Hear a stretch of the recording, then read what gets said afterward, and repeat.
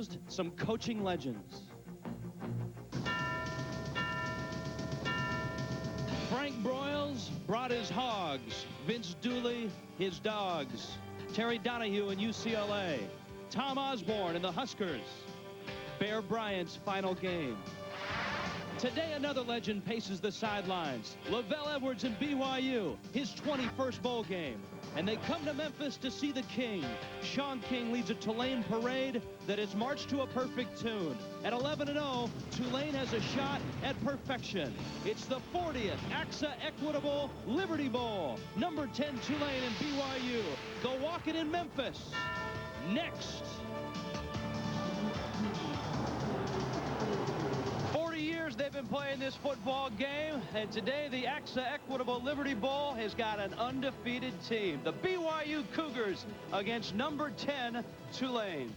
Hi everyone, Rich Waltz along with Rod Gilmore. Welcome to Memphis. Only 2 bowl games can say that, Rod. We've got an undefeated team. Yeah, pretty good one in Tulane. You think about passing, you think BYU. Think again. Tulane has a strong attack. What about Tulane's coaching situation? That's a big story here. Tommy Bowden brought him to the brink. He's not here anymore. Chris Selfo takes over. Yeah, Tommy Bowden abruptly left the team to go to Clemson as the head coach there. Selfo was a surprise choice. He's only 35 years old and was not a popular choice among the players. The players were hoping that their offensive coordinator would get the call, but he didn't. Selfo has had only a couple of weeks to make this his team. We'll see what happens. But the transition should be nice and smooth because Chris Selfo has got this guy pulling the trigger, Shaun King. Oh, you've heard about him, but now you get to see him. Shaun King, maybe the best quarterback around. First quarterback over 3,000 yards passing. No interceptions in the last 166 attempts. And what I like, Rich, 36 touchdown passes, only 6 picks, and this man can pull the ball down as well. If you don't contain him, he's going to hurt you big time. Rod, Chris Selfo was 8 years old when LaVell Edwards coached his first college football game, and he's had a great tradition at BYU, bowl games and success. But I think this is a tough task because the state of mind of his football team, I think, is in question. They've lost Ronnie Jenkins, their leading running back. They need a big game from their quarterback, Kevin Federick. Well, losing Jenkins really puts a lot more pressure on Kevin Federick. He might get some help from the running game, but he's going to have to make some plays throwing the football. Federick is a pretty good quarterback, 60% completion percentage. He's 13-7 as a career starter at BYU, but he's still a young quarterback. He's going to have to make some plays today because the running game is really going to be impacted by the loss of Ronnie Jenkins. BYU has a tradition of exciting performances in bowl games. We've also got Shaun King of Tulane. This should be fun. Number 10 Tulane and BYU.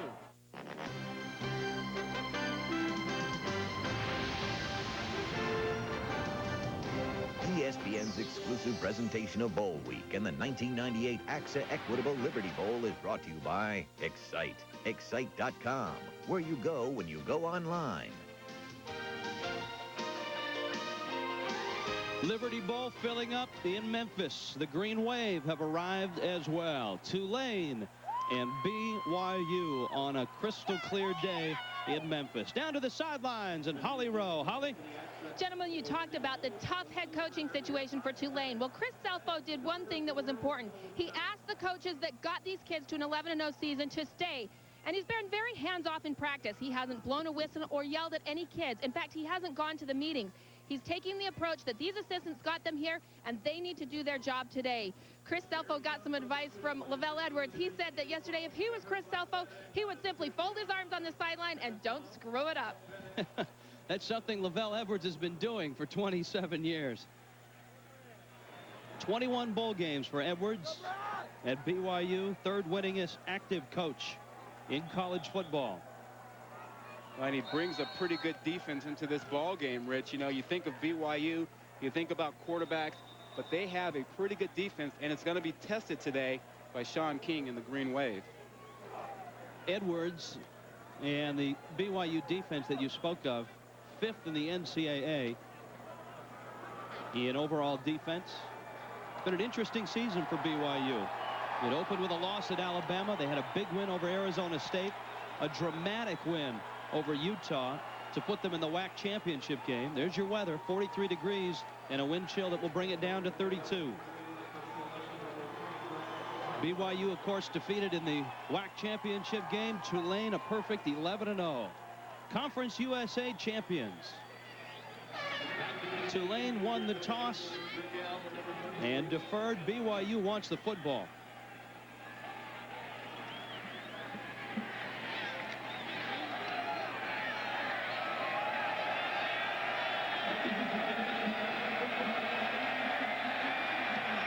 Brad Palazzo with the kick. Wes Patterson out to the 35-yard line. And we're underway. Offensively, BYU, a balanced attack, but remember, Ronnie Jenkins is not here. Junior Mahe will get the start, the freshman out of Salt Lake City. The favorite target of Kevin Federick is Margin Hooks, 49 catches and 3 touchdowns. The strength of the offensive line, the bookends, John Tate and Joe Wong.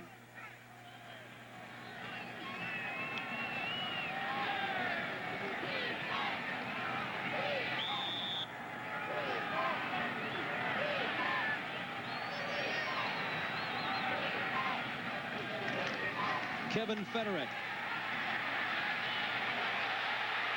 Kalani Sitake. And Sitake across midfield to the Tulane 41-yard line, 24 yards. The Green Wave defense not real strong. Dennis O'Sullivan up front, the sack leader. He's got 4. The linebacking trio led by a sophomore, Jerry Phillips. He led the team with 104 tackles. 14 interceptions in the defensive backfield. Michael Jordan is their best. What else? Yeah. First team Conference USA pick. With a name like that, he's got to be good. And Rich, one of the things that we'll have to keep our eye on today is that BYU is a much bigger team than Tulane. I mean, up front, their offensive line is huge. Procedure, and that's before this snap, after that last play. Roger French, the assistant coach, along with Lavelle Edwards, not real happy. Still first down. Doyle Jackson in a Southeastern Conference crew. Federick's numbers aren't bad, Rod, but in Provo, Utah, they're used to almost darn near perfection, aren't they? Yeah, and they struggled, or he struggled in the WAC championship game, and so they're hoping he can bounce back today. Federick is hit as he throws, and it's almost picked off. Incomplete. Alfonso Roundtree had a shot at it. Jerry Phillips made the hit. And you're going to see a lot of that today, because remember, we talked about BYU being bigger. Well, Tulane is faster. Tulane is going to bring pressure every chance they get. And this time it's Phillips who gets in there to make the play with the big pressure. But they're really going to go after them as much as possible. The Green Wave gave up 430 yards a game this year. Federick's throw is batted right back to him. And it will be 3rd down and long. Kevin Revis. Yeah, Kevin Revis. You know, everybody talks about Sean King playing with a cast on his wrist. Revis has played most of the season with a cast on his left wrist also. Had a broken wrist, but he still managed to play, never missed a game. And Revis knocks this one down on the right side, but once again, the pressure on the other side was Brett Timmons, number 9. 3rd down and 15, 38% on 3rd down throughout the season. Federick in trouble, and down he goes. Dennis O'Sullivan. Yeah, this is a real matchup problem for BYU right now. And they're not ready for the speed and quickness that Tulane has. And BYU is going to want to stay out of long passing situations so that they can run and pound the ball, because they can't match Tulane's speed right now. J.D. Hartsfield will kick. John Wilson is deep for Tulane.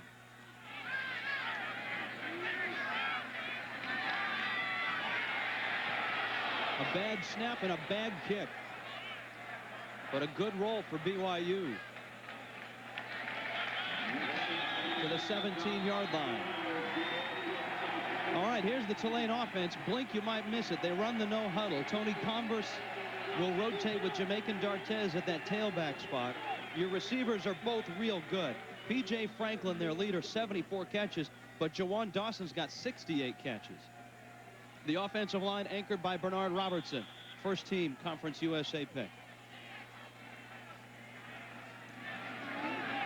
And our first look, Rod Gilmore at the King, Sean King, and that no-huddle offense. His throw is batted down. Isaiah Mangale got a hand on it. Darren Yancey anchors that front four, 4 sacks. He's a senior out of Blackfoot, Idaho. Rob Morris is an outstanding middle linebacker. WAC Defensive Player of the Year in the Pacific Division. Rob Warkup gets the start in place of Hashi Robertson, who along with Ronnie Jenkins is suspended. Going deep is King, and he's got his man, Jawan Dawson, and he went right after Rob Warkup. Well, and that's the matchup you're going to see. I mean, missing Hashi Robertson is a big problem for BYU. He's a great cover guy. Warkup was the nickel back. Now he moves up to starter. He can't handle Dawson one-on-one. Tulane knows that. They're going to try and milk that all day long, and that's going to be a problem. They may have to zone that area more because Dawson will beat that man coverage. You've got Franklin and Dawson, so really no place to hide for Warkup. 2 outstanding receivers for Tulane. And no time for BYU to rest. I mean, no huddle. They're right back at the line of scrimmage. King got a man wide open. Franklin, and he can't hold on. Oh, he had him out there. Hey, Sean King surveyed the field very appropriately. I mean, he was under pressure. He looked off to the left first and came back and found Franklin, and it was right there on the money. Franklin just was too wide open, had a chance to think about it, and dropped it. Look at this set, Rod. This is not trips. It's a quartet of receivers. Adrian Burnett, Derek Stevenson to make the play. Well, Tulane gives you all kinds of looks. They'll put 3 receivers to one side. This time they give you 4 receivers. Look right down here. That's 4, a little diamond. BYU, they're playing zone against this, and they read it appropriately. They defeat the blocks, and they knock down the screen pass there. Not much a game. Good adjustment by BYU. Chris Sulfo at 35 years of age, the youngest in Division 1A football. King again. Adrian Burnett the catch. And he's down to the 35-yard line. He's just short of the first down. A great run after the catch. They almost picked it up. And here's the first opportunity to find out what Chris Sulfo will do. I mean, he gets to make a call on 4th and 1 here. And in the no huddle, BYU has to call a timeout. They were not ready. Derek Stevenson made the call. BYU a timeout. Tulane's on the move. We're underway in Memphis. Some people call it retirement planning. I think of this as future construction. Year by year, block by block, until... It's our dream house. Beautiful. But I was hoping we could afford to travel.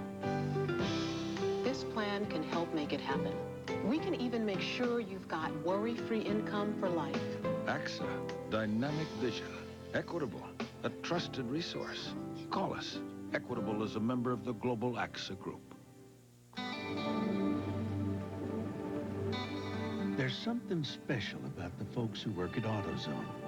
The fact that they know more than a thing or two about looking up parts and solving problems. Their willingness to go the extra mile. And their belief in doing what's right. So it's no wonder why millions of customers turn to us each week for help in getting back on the road. Because working at AutoZone means taking pride in taking care of people. Introducing the all-new Jeep Grand Cherokee. With an advanced 4-wheel disc anti-lock braking system, it delivers the best stopping ability in its class. And that's good news for everyone. The all-new Jeep Grand Cherokee, the most capable sport utility ever. and Four Wheeler Magazine's Four Wheeler of the Year.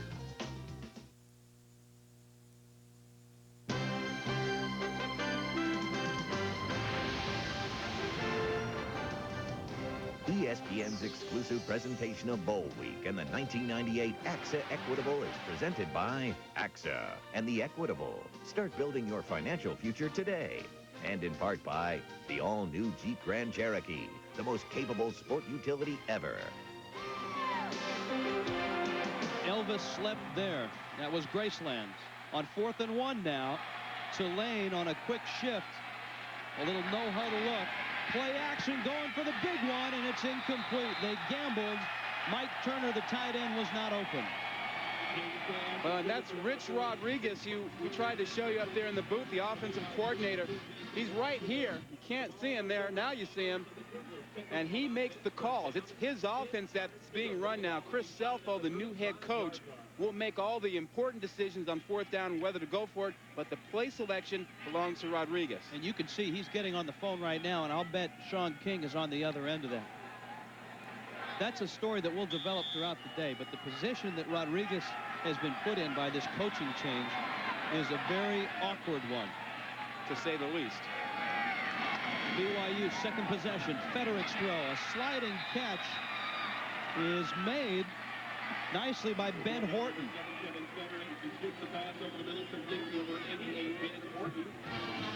Well, we talked about Federick and his need to have a good game today with Ronnie Jenkins out. He's going to have to make throws like that. He's got to keep the ball away from this ball-hawking defense that Tulane has, and they have to throw the ball on 1st down. 15 yards on that pickup. Junior Mahe is hit, spins, and he's down to the 43-yard line. Can BYU run the ball without Jenkins? Well, if Mahe does it like that, they can. I mean, it wasn't blocking that got it done. He just ran with the ball and broke tackles. If he can do that, they won't miss Jenkins very often today. That's going to be tough to sustain. Mahe is a guy who's going to have to carry the load, and he hasn't played full-time all season. Question is, can he have the endurance to go? The young man from Salt Lake City. When he does play, he's averaged 5 yards a carry. Another blitz, quick throw, and Horton with the catch. You can see the adjustment BYU has made, Rod. Federick with a 3-step drop is getting rid of it in a hurry. Well, and that's a good adjustment because they know after that first series that Tulane will come after them. Tulane's defense has not received a lot of credit this season, but they've played very well. It's a very aggressive defense. They've given up 24 points a game, but a lot of that comes late after their offense has really blown the game open, Rich. Sometimes the offense scores so quickly it keeps the defense out on the field.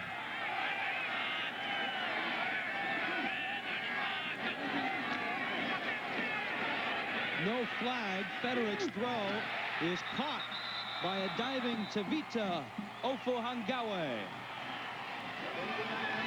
Yeah, and I thought you might have seen a receiver move at the bottom of the screen, Rich, and that there's a penalty call. But no, now watch the crossing route again for BYU. They love the crossing routes. Federick waits for it again, and he finds his man coming across the side there.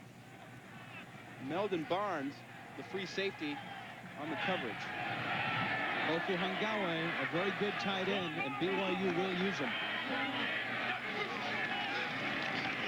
Mahe breaks loose. He's to the 10 and down to the 8-yard line. Telius Carr made the stop for Tulane. He looked like Ronnie Jenkins on that one. And Ronnie left him a little bit of stuff, you know, showed him how to make a move or two in the open. And Mahe with a nice jitterbug change of direction. He showed us some power, showed us some moves, and he's also an excellent receiver. 2 carries for 24 yards, Rich. They can run the ball if he can do that. 17 yards on that pickup. Aaron Cupp, a reserve fullback on a draw that goes nowhere. It'll lose 3 or 4 yards.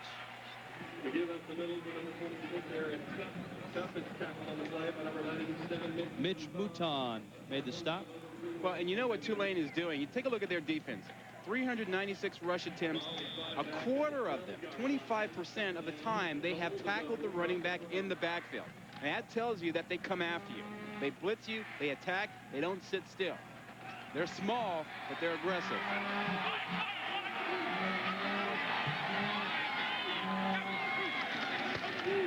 On 2nd and goal, Federick gets loose. Horton the catch. Touchdown BYU.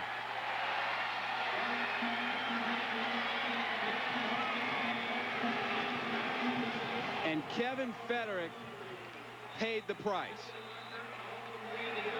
He had to wait to the last minute so Horton could get open, and he took a pounding. Quarterbacks have to make plays. They have to be patient. And Federick waited. He waited as long as he could and took the punishment so that he could get the touchdown pass out there. Cedric Clemens with the hit. Flag after the play. A celebration penalty on BYU. Ball was a dead ball, unsportsmanlike against the offense. Penalized 15 yards on the try. We'll have the try down now. And this is a field goal now.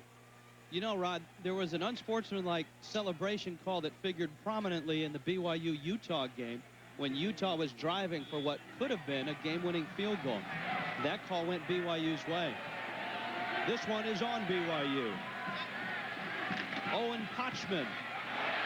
And it cost BYU. Yeah, note that one. That may be a big factor as this game winds down. BYU is on the board. Kevin Federick to Ben Horton. The 40th annual AXA Equitable Liberty Bowl is underway.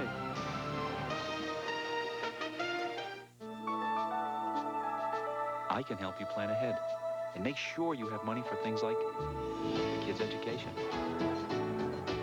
That's fantastic. But I was thinking about starting my own business. As a matter of fact, that's part of the plan, too. Now, here's the best part. Guaranteed income for you and Meg to retire in style. AXA, dynamic vision, Equitable, a trusted resource. Call us. Equitable is a member of the global AXA Group. There is no limit to where it can take you. A leather-trimmed and preferred suede interior, heated front seats, and dual-zone temperature control. Winner of the Total Quality Award for Best Ownership Experience. The most luxurious minivan you can buy. Chrysler Town & Country. We call it limited. You'll call it unlimited. Chrysler, engineered to be great cars. Now get $1,000 cash allowance or 1.9% APR. That's me, Bill. Here we are at the Super 8.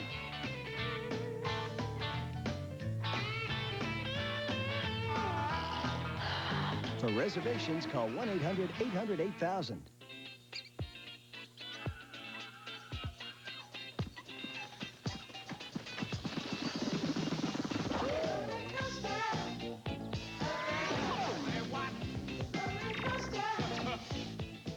The suffocating Nittany Lion D looks to contain the golden arm of Tim Couch and the Wildcats. The Outback Bowl, Kentucky versus Penn State at 11, Friday on ESPN.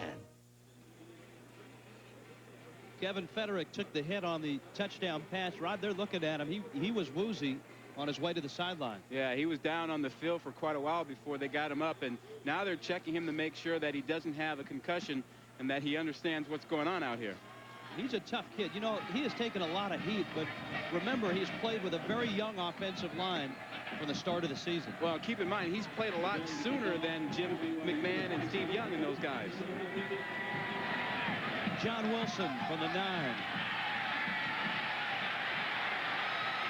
And John Wilson is out to the 30-yard line. And our second look at the no huddle. Let's go down to the sidelines quickly. Holly Rowe. Holly? Guys, the official came over and told Lavelle Edwards after that penalty, after the touchdown, that he let a little pirouette in the end zone by Ben Horton go. But then he did another demonstrative signal with his hands, and he had to call that one.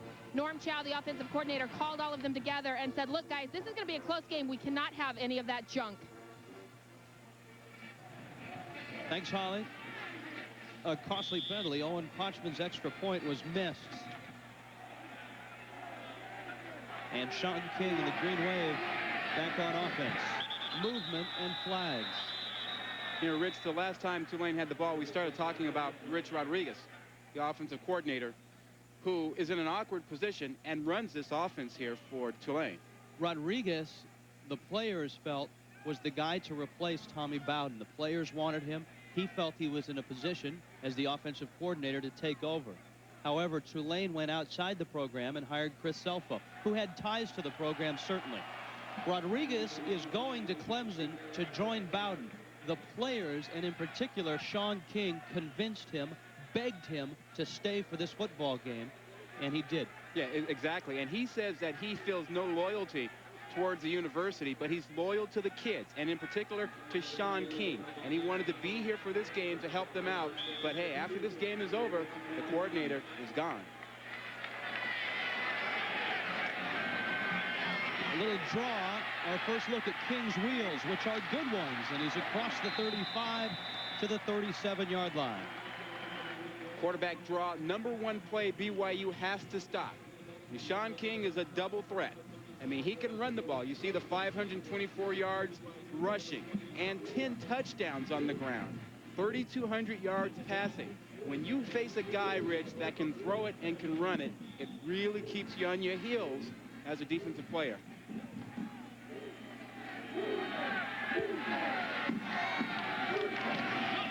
On second down, Jamaican Dartez has the first down.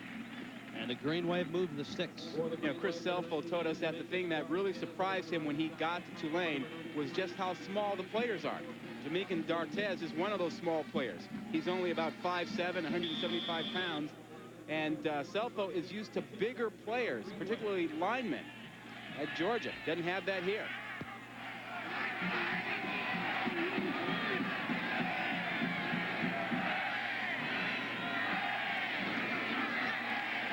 With the blitz coming, King goes down, back of the 40-yard line. Byron Frisch with the stop later on today here on ESPN, the Chick-fil-A Peach Bowl. Chris Selfo's old team, Georgia, number 19 against number 12, Virginia. And then later on tonight, another head coach in a similar situation, David Cutcliffe, taking over from Tennessee to Ole Miss. They'll take on Texas Tech on ESPN. What's with the coaches leaving before bowl games? You know, it's nothing new to get a new coach for a bowl game, but to get a coach from outside your program come in and coach the bowl game, that's what's different. It may not be different, but I don't like it. I think, you know, you make a commitment to a team, I think you stick there and finish the season with them. BYU was offsides, so Tulane's going to get a first down and 5, and a quick hit to P.J. Franklin. He runs into Chris Ellison. Second down. You know, Rich, and I have to believe that Tommy Bowden, you know, watches this game, and he has to have some feeling for his players that are out there and not being here with them. This is a team that's 11-0, trying to get to 12-0 and have some kind of a claim to having been one of the top teams in the country. And so Tommy Bowden may be a Clemson Tiger now, but he still has to be concerned about what's going on here today. Oh, absolutely. And this is no indictment of Bowden. He had to go when he had to go. It might be an indictment of Clemson.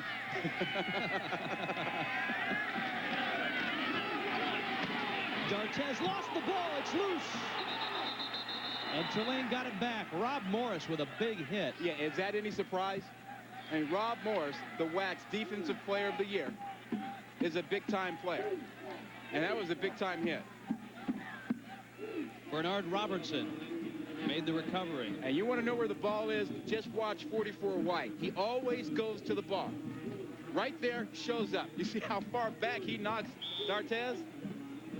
And Jamaican Dartez is going to get knocked back about 3 yards as Rob Morris just nails him.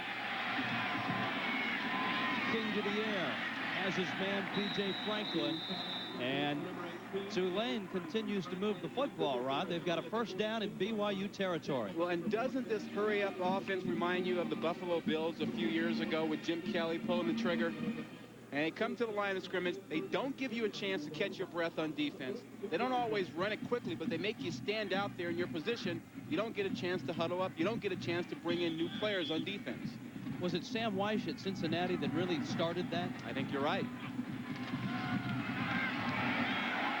Little reverse and it's Franklin to the 30. A gain of 12, another first down.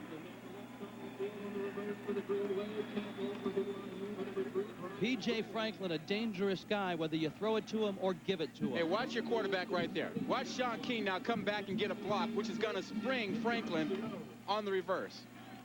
And P.J. Franklin doesn't get out there if Sean King doesn't make that block.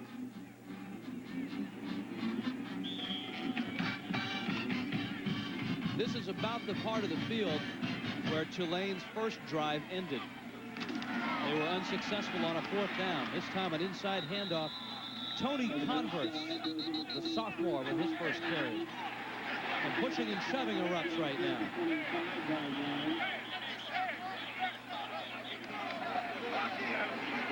That's Chris Ellison, number 4. And Jason Walker, number 2. Yeah, the officials are really going to have to keep this one under control. There's a lot more talking and stuff going on out there than you'd expect. I mean, these teams have been here for a few days. They've gotten along very well and been on great terms, and they both have great reputations. These are SEC officials. Chris Selfo knows them from Georgia. A face mask against BYU.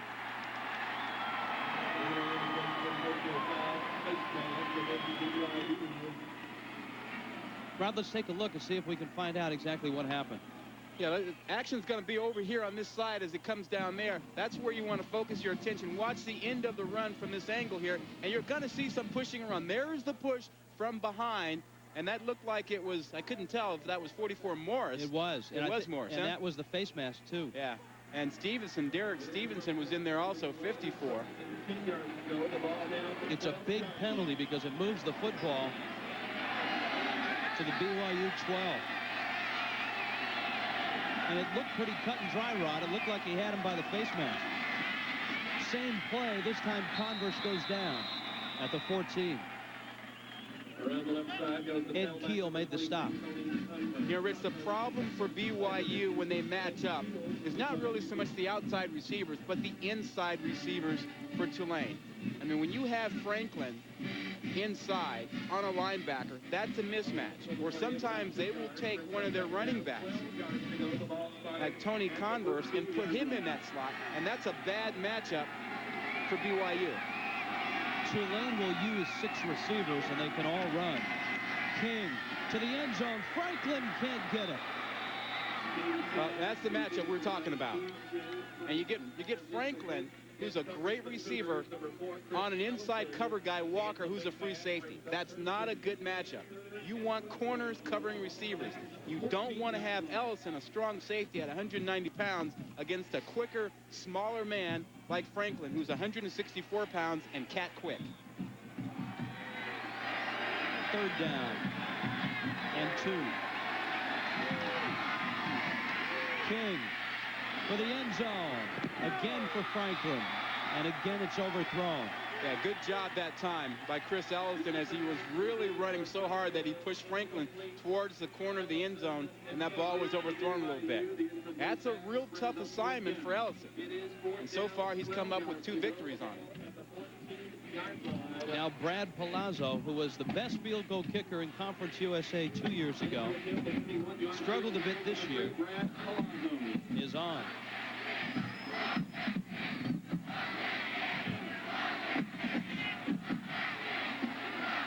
Yards.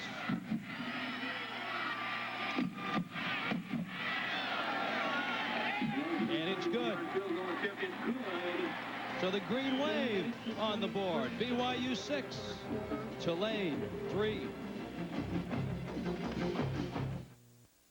We're here at Oakland University to find out how Ford did it. How they put so much in the 99 Taurus yet lowered the price $1,000. You know, they gave the 99 Taurus a 5-star crash test rating. Wow, look at all these features. And now current owners can lease the new 99 Taurus SE for only $238 a month for 30 months. It just doesn't add up. The 99 Ford Taurus. Great features, more safety, more affordable. Remarkable. I think you forgot to carry the one. Oh. Hi, I'm Robbie Benson. In Beauty and the Beast, I played the Beast, a guy whose body turned on him. And if you're one of nearly 2 million people with lupus, you know the feeling. See, with lupus, the cells in your body that are supposed to fight infections end up fighting your organs, like your heart, your kidneys, even your skin. Some symptoms are mild, others can be life-threatening. And while there is no cure, there are treatments. Some are as simple as staying out of the sun. To find out more, contact the local chapter of the Lupus Foundation of America. Reborn on ESPN2, Friday Night Fights. This week, start off the new year with a Muhammad Ali retrospective. Friday Night Fights, tomorrow at 8 on ESPN2. The thing I like about college football is they hang those inspirational signs above their door in their locker room. So I called up my buddy in Michigan, and he set us up with one. The guys seemed pretty receptive to it. Liberty Bowls passed. Jerry Faust in Notre Dame against Doug Flutie in Boston College. Flutie, seen here hitting Kelvin Martin, led a drive that ended with a Notre Dame win. No miracle there. 1983, Notre Dame beat Boston College 1918. And Mr. Flutie is still in action. Absolutely, absolutely. All right, Tulane will kick off now.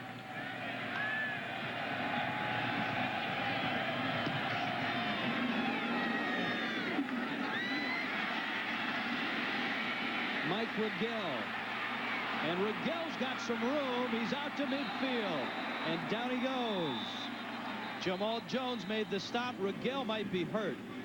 Rod, the sideline over there is an interesting one. You've got a grass playing surface, but the sideline drops down.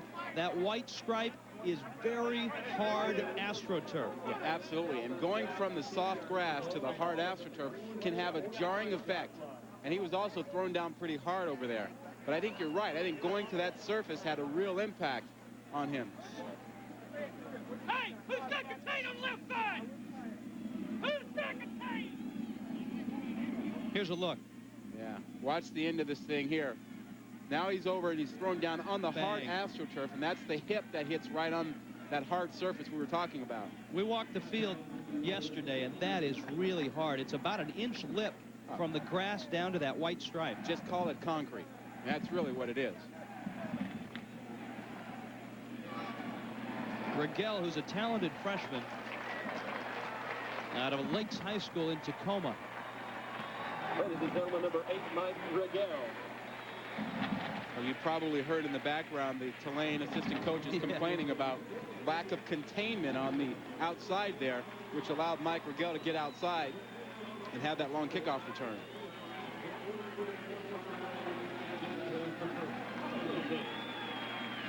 A hitch in his giddy-up now. And let's see what BYU does offensively. First drive, they struggled, but some adjustments resulted in a nice touchdown drive of 65 yards, their second possession.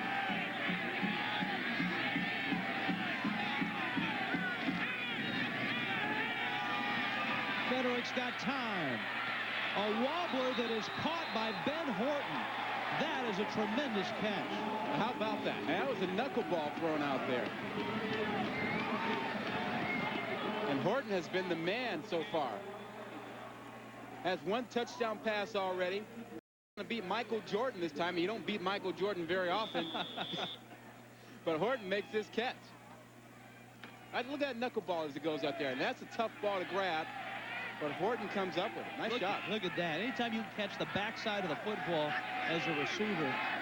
Hey, anytime we can get the front side, we're happy. On 1st and 10. Aaron Cup, big fullback, rumbles to the 25-yard line. Well, you know what you find here. The running backs for BYU are as big, some of them are as big as a defensive lineman for Tulane. I mean, Cup goes at about 230 pounds. You've got guys up front around 240. Kevin Rivas, 240. Phil Henderson inside. They list him at 250. He's probably not that big. And they're going against an offensive line that averages around 300 pounds, Rich. And Tulane does not have a linebacker over 215. Blitz coming, Federick. Carlos Nuno, I believe, made the catch.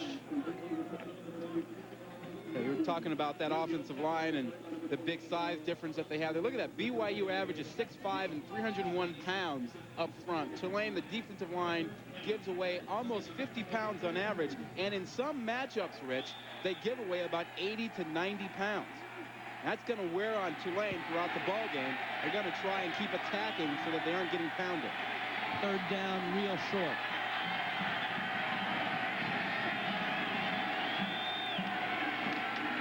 It's Mahe. Stuffed at the 19, but he has enough for the first down. And notice where BYU ran the football. They went behind number 75, John Tate, their big left tackle. You talk about big guys. He's the biggest one up there, just about at 310. And he's a strong guy, an all-conference player. And you'll see them run the ball behind him, particularly with his matchup, because he's going to be going against Rivas, who's only 240 pounds.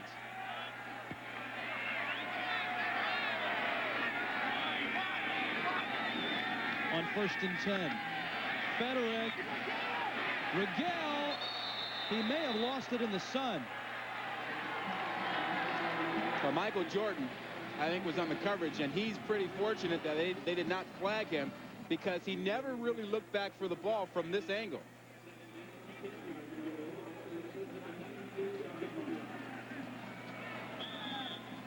Let's watch the end of it. It's not Michael Jordan. It's actually Tellis Carr, number 4, who's on the coverage there. And he does look back at the end. At the very end, he looked back, and that's why he didn't get the penalty. Watch his head turn just a little bit. He didn't look back. I thought he looked back. They should have flagged him. Don't you think? I think so. I think Rigel had to battle him and the sun. Federick's in trouble, and wisely he gets rid of it. Maybe unwisely he gets rid of it. Yeah. Flags are down. It's grounding. Now, remember, in the college game, you have to have a receiver in the area. You can't just dump the ball, even if you're outside the tackle box, as they do in the NFL. And there was no receiver in that area at all. It was intentional grounding by the offense. The penalty is 5 yards from the spot of the foul. Loss of down. 3rd down.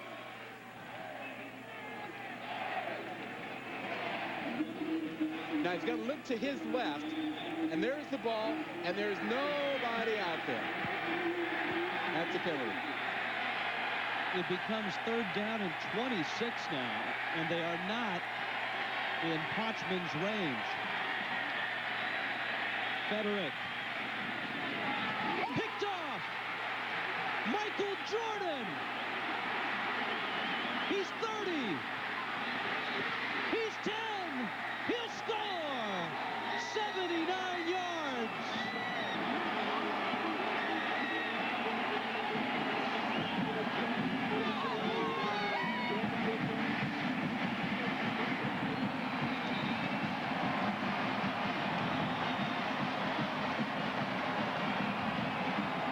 It is the longest interception return for a touchdown in Liberty Bowl history. Yeah, and you knew it would have to be done by who else? Michael Jordan, MJ. I thought he only played basketball. He's got time on his hands.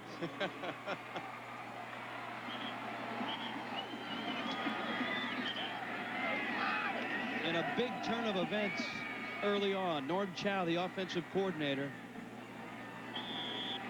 lecturing Kevin Federick.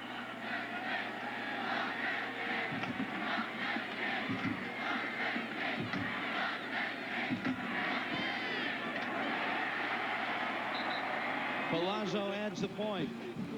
You know, when Tulane is on top 10-6. Yeah, when you throw that ball, you've got to throw it a long way. And here's the matchup here.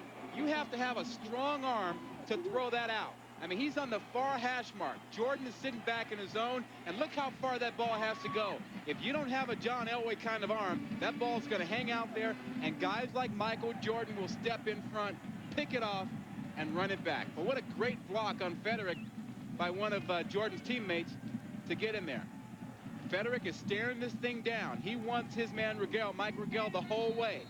Jordan sitting back in the zone is all over this. Rich, you see how long that ball was in the air? Senior out of Baton Rouge. First team Conference USA pick.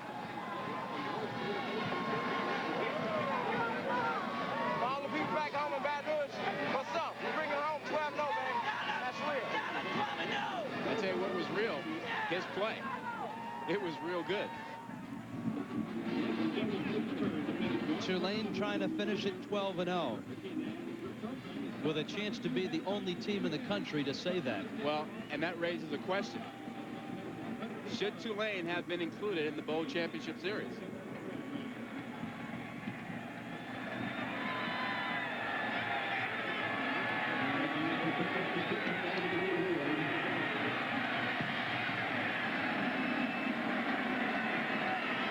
Rigel. And Rigel is out to the 29-yard line.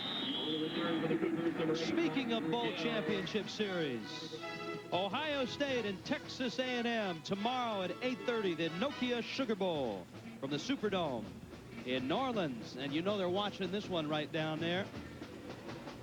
Ohio State and Texas A&M. Those rankings are Bowl Championship Series rankings, 4 and 6. How about Ohio State? John Cooper and his guys claiming that, hey, they win this ball game, and if Florida State knocks off Tennessee, they believe that they are just as deserving as anyone. Junior Mahe out to the 32-yard line.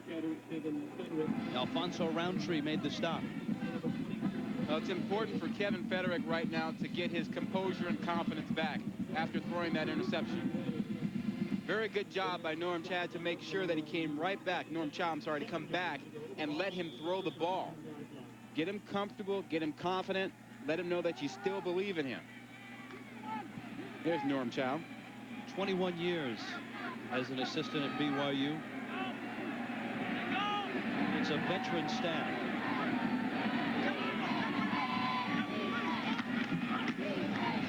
Mahe. And he's hit. Cedric Clemens finished him off. I tell you one thing, there's a good matchup going on the other side with John Tate and Kevin Rivas. And John Tate's an all-conference performer, but he has his hands full with Rivas because Rivas is so quick. And Rivas is taking him outside and then taking him inside. So John Tate is really having to move his feet. He's got good feet, but he's really working today. A different kind of guy for him to face. I said at the start, with BYU's bowl history and the season that Tulane has had with Sean King, this should prove to be a rather entertaining football game. And the first quarter did not disappoint. Kevin Federick and BYU in Memphis. And right now, the Green Wave of Tulane on top after one. Some people call it retirement planning. I think of this as future construction. Year by year, block by block, until... It's our dream house. Beautiful. But I was hoping we could afford to travel. This plan can help make it happen. We can even make sure you've got worry-free income for life. AXA, dynamic vision, equitable, a trusted resource. Call us. Equitable is a member of the global AXA group. Welcome to FedEx. This is Judy Price. I'd be glad to help you track your package. Right now, it's safe, it's sound, and it's on its way to Boston. Another package? The weather's a little iffy in London, but it should arrive on schedule. Yes, 6 packages at... How long has she been on that call? An hour and 15 minutes. Roosevelt Road, first thing in the morning. Another package? Same call. She's going for a record. No delays in Cedar Rapids. Is that it, sir? Happy holiday! You have a nice holiday, too. We should have thought of this years ago. Got an important package? Send it FedEx and be absolutely sure. They say the soul lives on, and it does. Chrysler 300M, descended from the legendary 300-letter series. And now, Motor Trend 1999 Car of the Year. It looks nothing like its famous ancestors. However, car and driver immediately recognized it. The 1999 Chrysler 300M, descended from the legendary 300-letter series, and now one of car and driver's 10 best.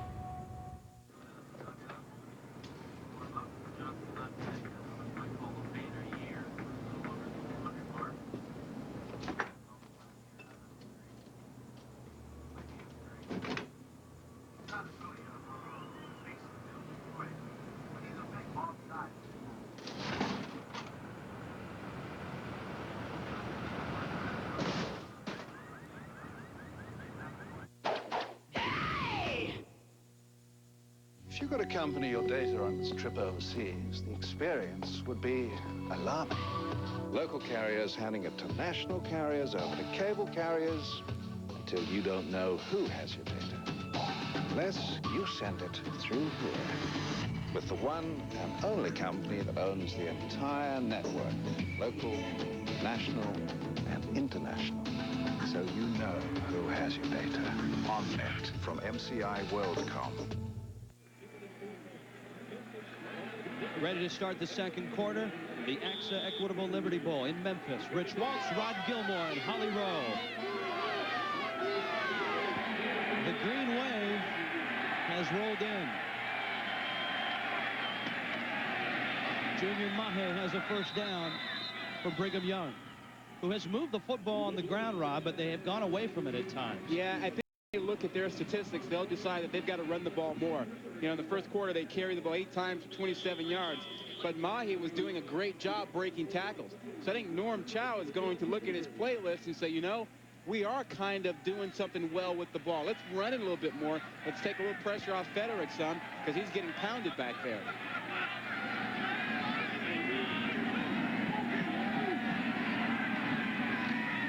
Federick going to throw it with time, and it's dropped. Will Snowden, a sophomore tailback, with the drop. And this is where they miss Ronnie Jenkins. I mean, Jenkins, if he catches the ball in the flat, can break one for you. And now when you go to someone like Snowden or into Mahe, even to Mahe, they can catch the ball and they can make yardage, but they're not going to break a big one on you. So Jenkins, his absence has an impact almost every single drive that BYU operates.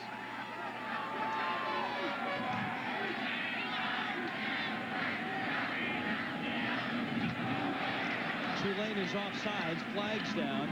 Boy, another wobbler, and it's complete. Federick is having a hard time, Rod, keeping a tight spiral. Well, he may be a little wobbly. And he's been knocked around back there. Remember, he took a big hit on the touchdown pass.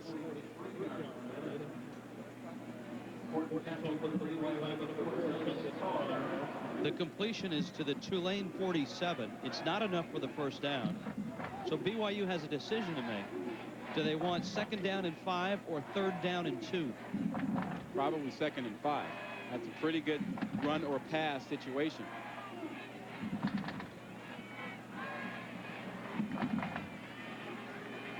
Foul was offsides by the defense, which is declined 3rd down. It's actually 3rd down and 1, to be fair. Okay. 3rd and 1 versus 3rd and 2. You'd like to have that guy on 3rd and 1, 3rd and 2, or 2nd and 5. Ronnie Jenkins, 70% of the rushing offense is gone because he's not here, and 37.5% of the touchdowns they scored this season, he got them for him. Flags are down. Rob, let's address Jenkins, shall we?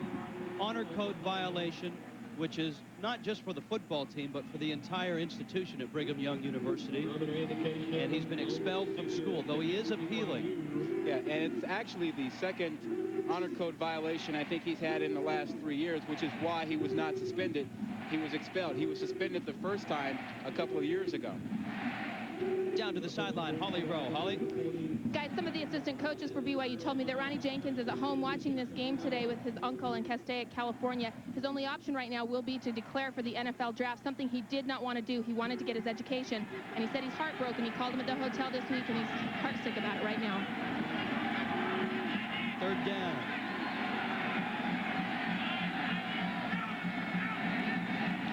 Federick caught, but Ofuhangawe takes a pretty good lick. Alfonso Roundtree. It's short of the first down. I'll tell you one thing. This Tulane defense flies around. And they may be small, but they're very fast and quick, and they're not afraid to hit. Alfonso Roundtree came up that time to lay the leather on a guy who's a lot bigger than he is. Yeah. 6'2", 245 is Ofuhangawe. Roundtree's what, 5'10", 180? He's not 180. With weights in his pocket, he's 180. So BYU at midfield on a 4th and 2 will kick it away, or at least they appear to. J.D. Hartsfield. Not a good effort. And not a good result. My goodness. That's about a 6-yard punt. 10-6 Tulane.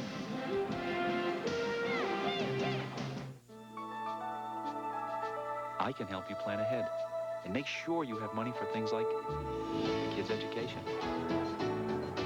That's fantastic. But I was thinking about starting my own business. As a matter of fact, that's part of the plan, too. Now, here's the best part. Guaranteed income for you and Meg to retire in style. AXA, dynamic vision, Equitable, a trusted resource. Call us. Equitable is a member of the global AXA Group.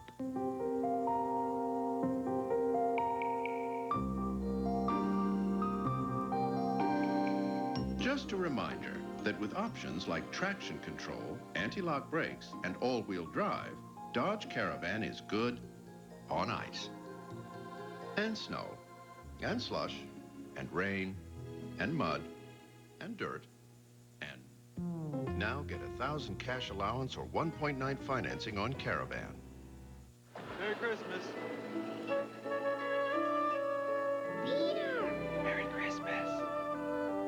Everyone's asleep. Shh, I know how to wake them up. Come on.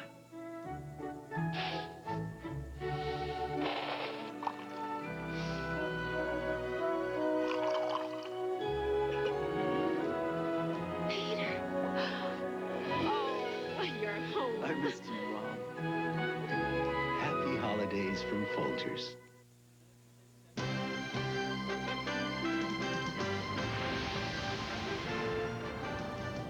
ESPN's exclusive presentation of Bowl Week and the 1998 AXA Equitable is presented by AXA and the Equitable. Start building your financial future today.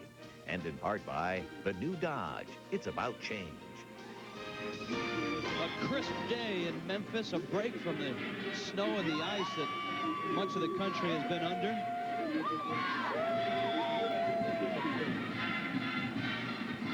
You know, it's not as if Chris Selfo is an outsider. His brother is an assistant coach on this team, Frank Selfo. His dad, Sam Selfo, is a legendary high school coach in Louisiana. Sean King across midfield. And Tulane continues to move the football down to the 42. That's 16 yards on the carry. And that play is the play that we told you BYU has to stop, the quarterback draw. Whenever they see Sean King in the backfield without a running back, they have to think quarterback draw. And when they think quarterback draw, you have to keep him inside, and you have to have a spy who's going to find him.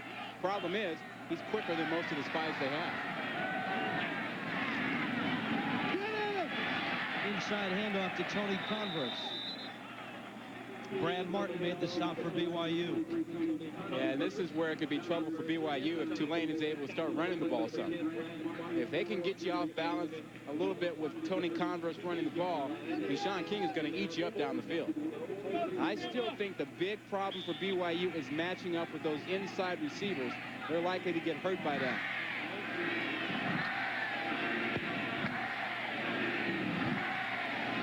King, incomplete, flag down, but not at the point of the reception. It's back on the offensive line. Yeah, it looked like a hold to me.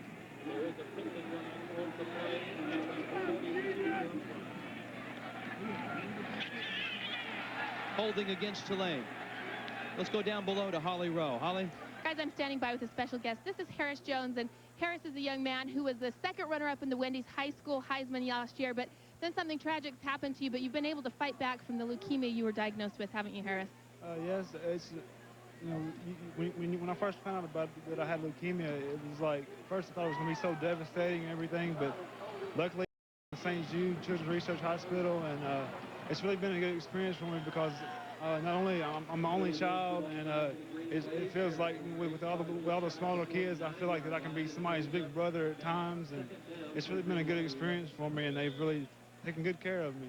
Now, you were participating in Murray State's football camp when this happened to you. Murray State played BYU this year, and you've had a few words for the BYU players, haven't you? Oh, yeah, it's been and like I said, it's been a great experience being here at the Liberty Bowl, and I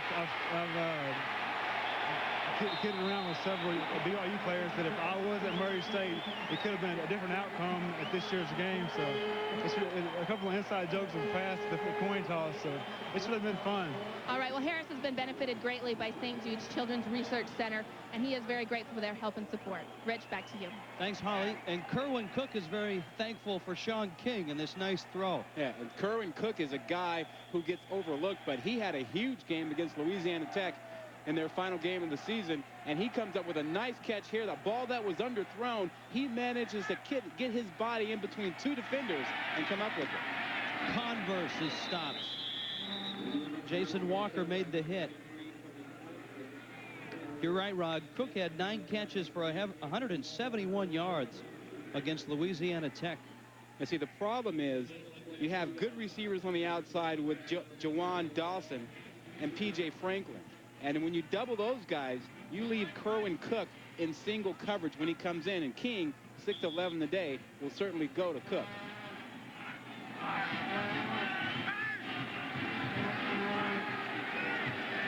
Second down and goal.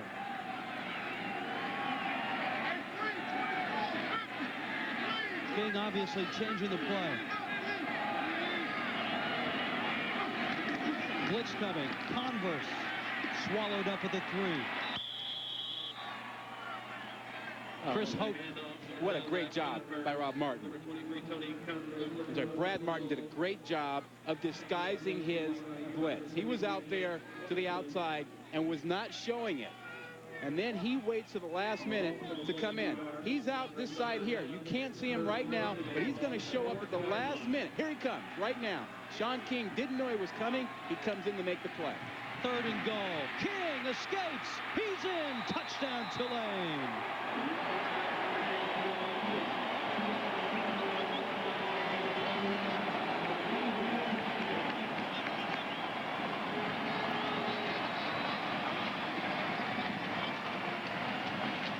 The pass to Kerwin Cook set it up. Sean King finishes the deal. And Tulane has stretched their lead to 10 now. Isn't it amazing that man didn't get more votes for the Heisman Trophy?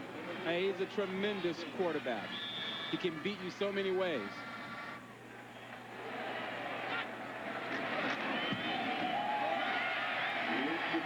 Palazzo adds the point. So far, as advertised, Sean King is a special football player. And Tulane's on top, 17-6. While there are a lot of places where people buy parts for their car, the fact is more people choose AutoZone than any other. It's because we're the largest auto parts retailer in America, and they save money with our everyday low price. It's because more often than not, we have the parts they need in stock. And it's because we're the only place where they'll find a battery that's backed by a 3-year free replacement guarantee. Which is why we say there's just no place better than AutoZone. Bumper-to-bumper traffic? Anyone? Change the oil.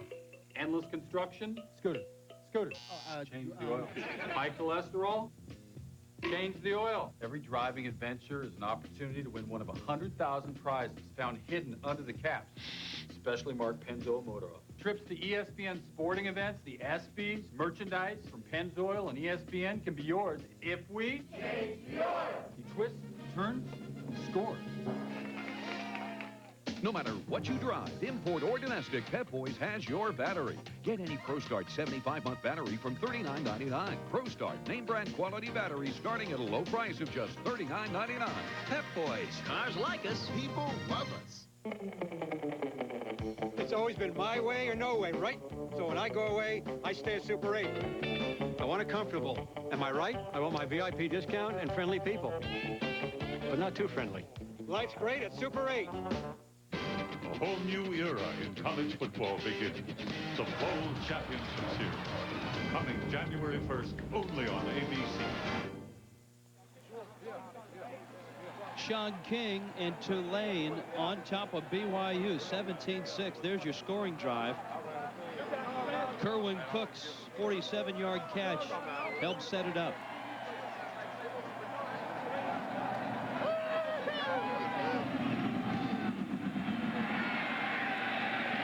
Mike Rigel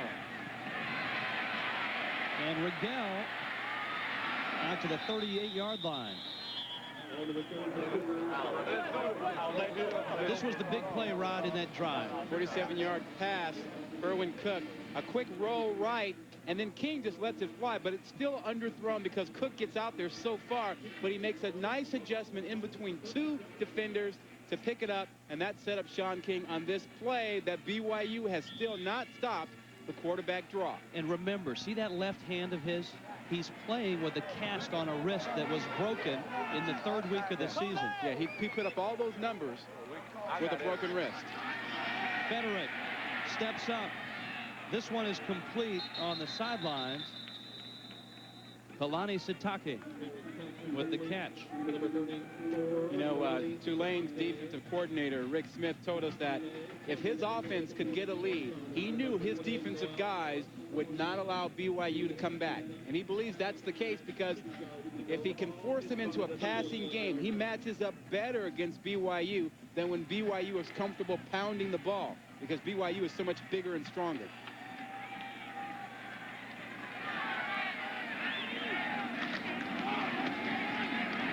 There's some pounding. Mahe. Melvin Barnes with the hit. TCU representing the WAC quite well, I might add, on top of USC. Yeah, the Pac-10 has had a tough time in bowl games, but what about Dick Tomey and his Arizona Wildcats last night in the Holiday Bowl in San Diego? Congratulations to them with a great finish. Chris McAllister showing the country what he's done all year long. Here comes another blitz, and Federick unloads. Incomplete. Margin hooks the receiver. Noel Ellis on the coverage. 3 and out for BYU. Yeah, you know what? Federick's got to get rid of the ball a little bit faster. Here comes the pressure there. He sees it. It's right in front of him. You can't do 5-step drop with that and hold the ball. You got to get rid of it. You're asking for a turnover if you don't get rid of the ball quicker than that when the pressure comes like that. And again, Federick threw a slider, Rod. Yeah, I really believe that he's feeling the effects of the hits he took early in the ball game, Rich. John Wilson back at his 24. J.D. Hartsfield has had a terrible time punting this football. But this time he gets a good one. Wilson at the 10.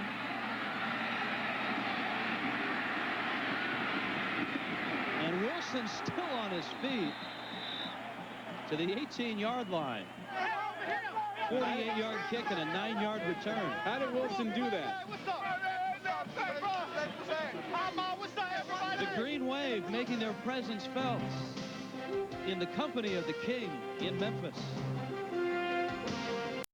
I'm interested in satellite TV. Okay. Do I need anything besides a dish? You'll need a dish, possibly a separate receiver for each set, and a few other odds and ends. Then I'm all set, right? Well, not exactly. You'll still need to pay for programming. What about service and installation? That would be your responsibility. What if I get all this stuff and decide I don't want it? Then what?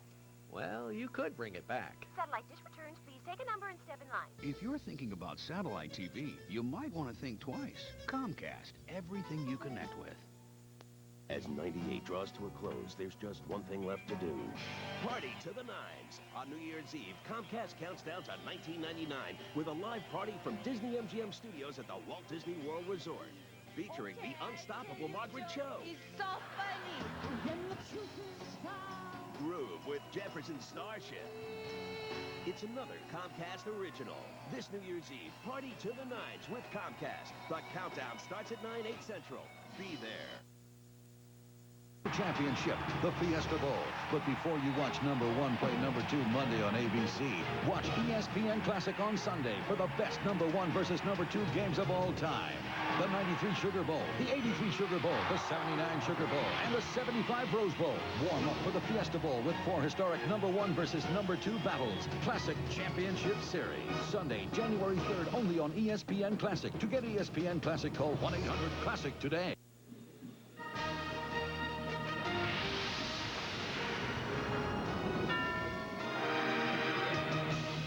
Love that sound effect. Many people say, how come the Liberty Bowl is in Memphis?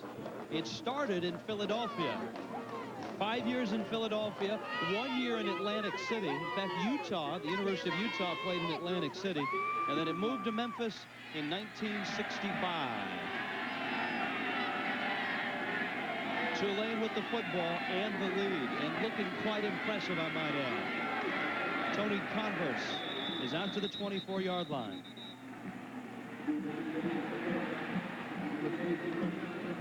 There is the man who really doesn't have this team yet, but he also has watched his team this season, Rich, and he thinks it's a pretty darn good team. Flags are down. Chris Selfo taking over for Tommy Bowden, who took the head coaching job at Clemson. This looks like a penalty, and a substantial one, against BYU. That was a dead ball, personal foul by the defense. The penalty will be 15 yards from the end of the run, first down. BYU is not playing with a lot of poise. Not at all. I mean, they've had a couple of penalties here that would just really make LaVell Edwards unhappy. Hey, he's not used to seeing his BYU teams commit personal fouls and have some silly penalties. They've had a couple today. 7, in fact, for 75 yards. Ouch.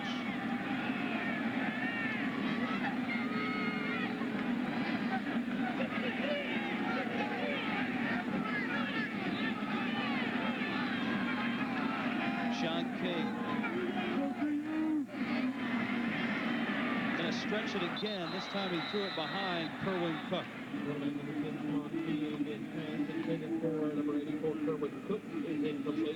Second down and 10. See, so far Tulane's offense has been pretty good, 169 yards. BYU 138, but BYU seems to be out of sync offensively, and I think that's because Federick's been bounced around a little bit. And BYU picked up 65 of those yards on their very first drive. Well, they've been bounced around by that man's defense, Smith. Jawan Dawson with the catch. 11 yards on the pickup. Down to the sidelines, Holly Rowe. Guys, I did check with BYU's head trainer. He said that nothing is wrong with Kevin Federick's grip on his hands. He did get shaken up earlier on the play, but that was more of a rib and having the wind knocked out of him. I caught Kevin's eye and asked him if he was okay, and he nodded his head yes. Good work, Holly. Ball right at midfield. And it's the BYU defense right now that is being tested. King. Man open, overthrown. Adrian Burnett. Yeah, and he had him out there. He split the coverage. Adrian Burnett split the coverage down the middle. BYU playing his own, and King just had too much arm strength there. I tell you one thing about King that's impressive. He's smart. I mean, he is picking up every change in the defense there is out there. He's not confused by man or zone. He sees it. He reads this perfectly. He knows the right guy to go to. He just had too much on that ball. And you see Adrian Burnett laying out.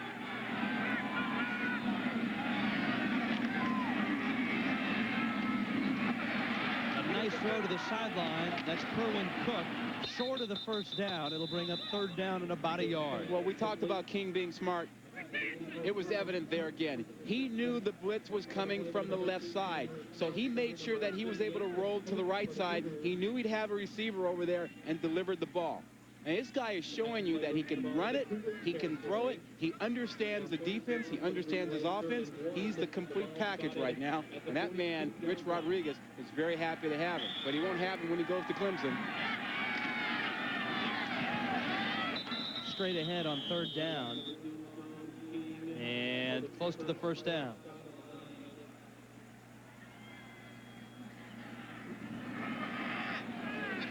And that was Tom Bird on the sideline, who was actually signaling plays from Rich Rodriguez up in the booth. And I think I mentioned or incorrectly called him Rich, when Rich is up in the booth. That's all right. This whole staff has really had to pull together in these last 3 weeks. Well, you know, it's interesting because Selfo has hired 4 new assistants to join him after the first of the year. Has not announced who they are yet, and it's not clear who else is going to be leaving. Tomorrow on ESPN, football coverage starts at 9:30 a.m. with Game Day, and then the Outback Bowl. Tim Couch and the Wildcats Leapin LeVar Arrington and Penn State. 11 a.m. Eastern on the kickoff tomorrow, the Outback Bowl on ESPN. Tony Converse stopped. And TCU has stretched their lead over USC. Stick around with us at halftime. We'll have highlights of that game, of this game, a preview of 2 more to come tonight. You know, it's worth remembering that TCU and BYU are playing the final games of the old WAC conference, which will break up officially, I guess, after today. 8 go to the Mountain West, 8 stay in what I guess will still be called the WAC.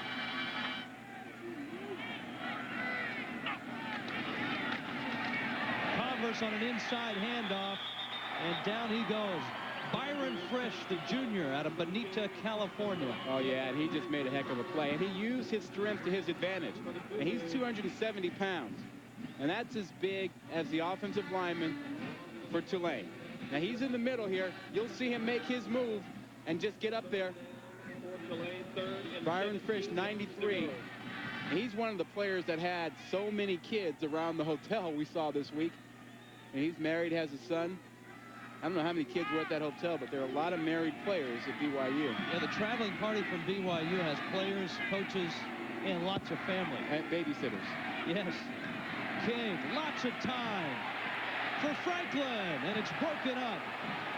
This time, Chris Ellison was there to make the play. Yeah, and that was a very good play by Ellison. And once again, it's the matchup that Tulane wants to have. P.J. Franklin on Chris Ellison. Now, it wasn't pass interference because Franklin initiated the contact. He slows up here because this ball is underthrown.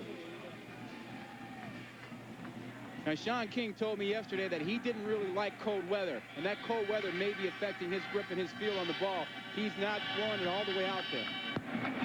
Remember, Tulane plays in the Superdome. They're an indoor team. That is a 2-yard or a 3-yard cushion violation. 2 yards on the cushion, and BYU is going to get 5 yards out of this. They'll start this drive beyond their 15.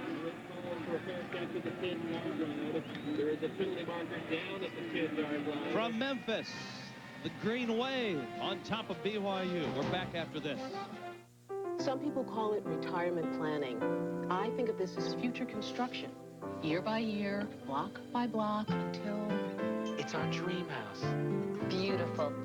But I was hoping we could afford to travel. This plan can help make it happen. We can even make sure you've got worry-free income for life. AXA, dynamic vision, Equitable, a trusted resource. Call us. Equitable is a member of the global AXA group. 17 years without a single word to him. I'd say that's a dandy start. Wild possums will dance a jig before I speak to that varmint. That's it. I'll give you old Coots one last try. Well, ask the darn fool what his number is. With plans as low as $20 for 100 anytime minutes a month, PowerTel PCS can get anybody talking. Who are you to talk? Don't make me come over there, you old fool. You want a piece of me?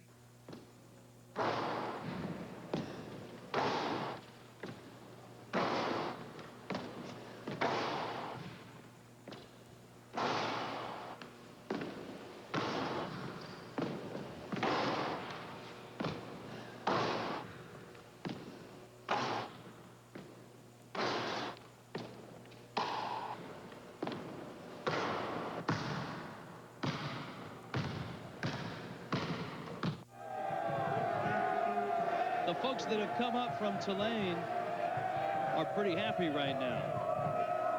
And probably pretty cold. 17-6 Tulane on top. We're at about 40 degrees here in Memphis. Crystal blue skies in the Liberty Bowl. And BYU trying to solve their problems offensively.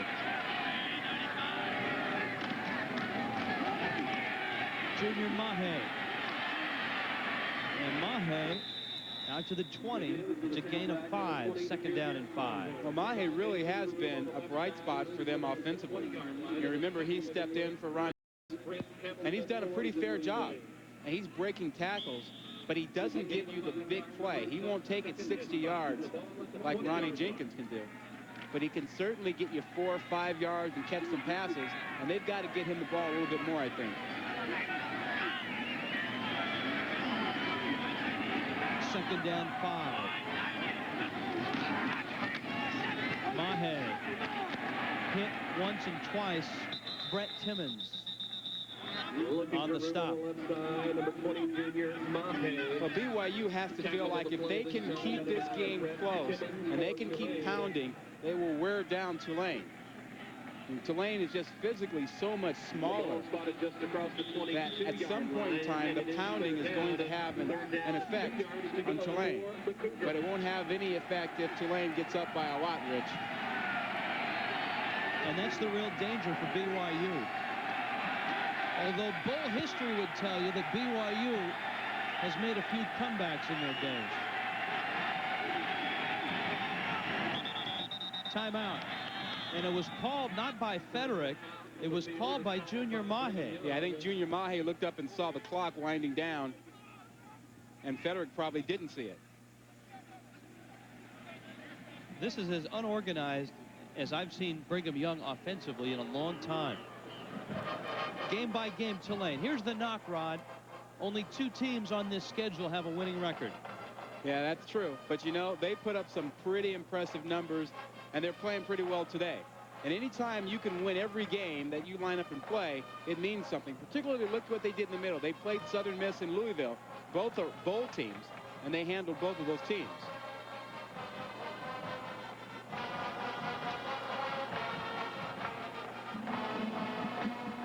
"35-year-old head coach.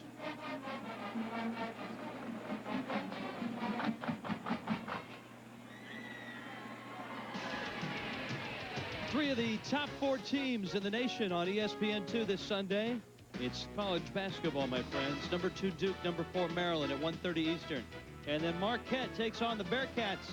Number 3 Cincinnati at 9:30 Eastern. Sunday, college basketball doubleheader on ESPN2. Steve Francis, Trajan Langdon, Duke and Maryland. That should be a good one.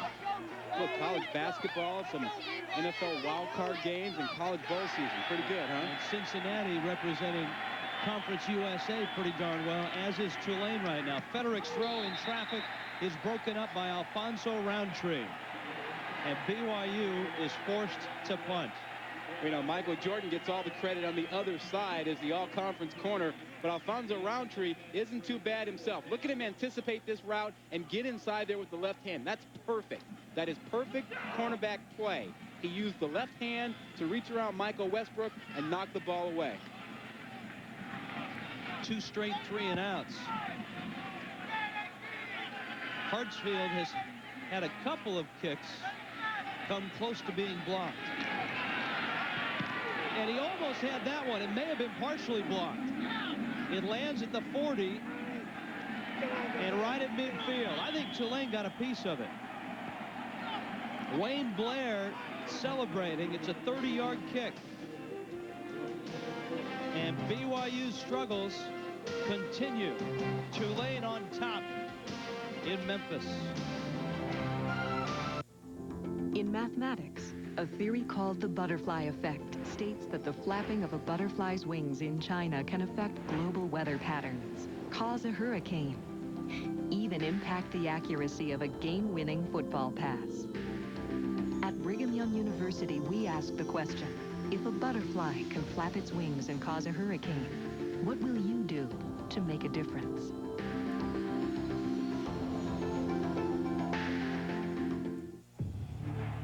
Rock Hontus was a young man with a dream. A Heisman contender, he shattered school records and led the nation in passing. Tulane University helped him realize that dream to become a physician dedicated to helping others. At Tulane University, student-athletes learn that education is crucial to the pursuit of success. 17-6, Tulane on top. Undefeated coming in. Many people say, how come they're not a bowl championship series team? Well, we asked Chris Selfo. You can't come in and tell my kids here at Tulane that we can't play with Tennessee, you know, or we can't play with Georgia, or we can't play with Florida. That's not fair. Let us play and then tell us we can't do it if they beat us. But, you know, our kids believe in themselves, and we believe in them, and let us play. And so far, they're doing that, Rod, against a pretty good BYU team. Well, you know, if you're going to call them a Division 1A team, and they line up and they play, they're not bad. Here's the coaching resume for Chris Selfo, who was a surprise choice as the head coach here, and most recently at Georgia as the assistant offensive coach. You see, Marshall in Georgia, Jim Donnan, the head coach at Marshall, took him with him when he went to Georgia. He's only 35 years old, youngest head coach in the country. Best field position to start a drive for Tulane. It's a draw. King has got a big gain. He's down to the 36-yard line. It's a 14-yard pickup. I am real impressed with Sean King. Well, and you know what coaches do at halftime? They go back and they chart the plays that have hurt them the most. Now, BYU knew coming in that this play they had to stop. They haven't done it. The great blocking by the offensive line where they push the tackles out opens up a big lane for King so he can pick up more yardage. But BYU has to stop that play. Jamaican Dartez to the 35. You know, Ken Smith, the defensive coordinator at BYU, could not have been more emphatic yesterday. Quarterback draw. He must have said it 20 times. Quarterback draw. I know King's a great quarterback. I know he can throw it, but the quarterback draw we've got to stop. They have not stopped it today.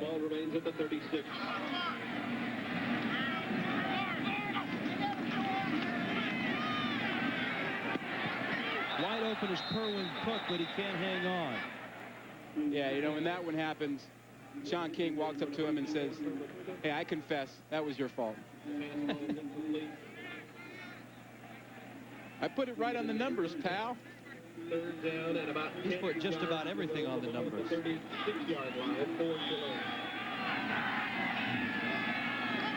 down. Boy, another laser beam to the sideline. Jawan Dawson, first down Tulane.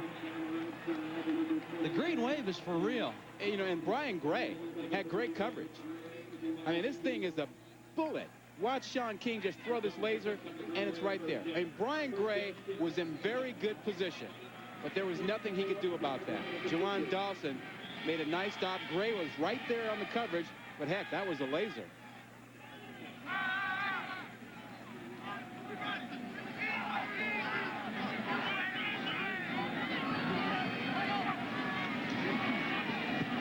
Little pump action to the end zone, incomplete. Gray on the coverage, and it's second down and 10. You know, Gray was part of a great cornerback tandem with Hashi Robinson on the other side, and he's also out of the ball game. Suspended, honor code violation at BYU. And so now Gray matches up with the best receivers. You see Sean King's numbers today, 10 of 20. Gray has to take one receiver and play man-to-man without his buddy on the other side. King's going to keep it. And Rob Morris tosses him out of bounds. It appears as if everyone is okay on the sideline.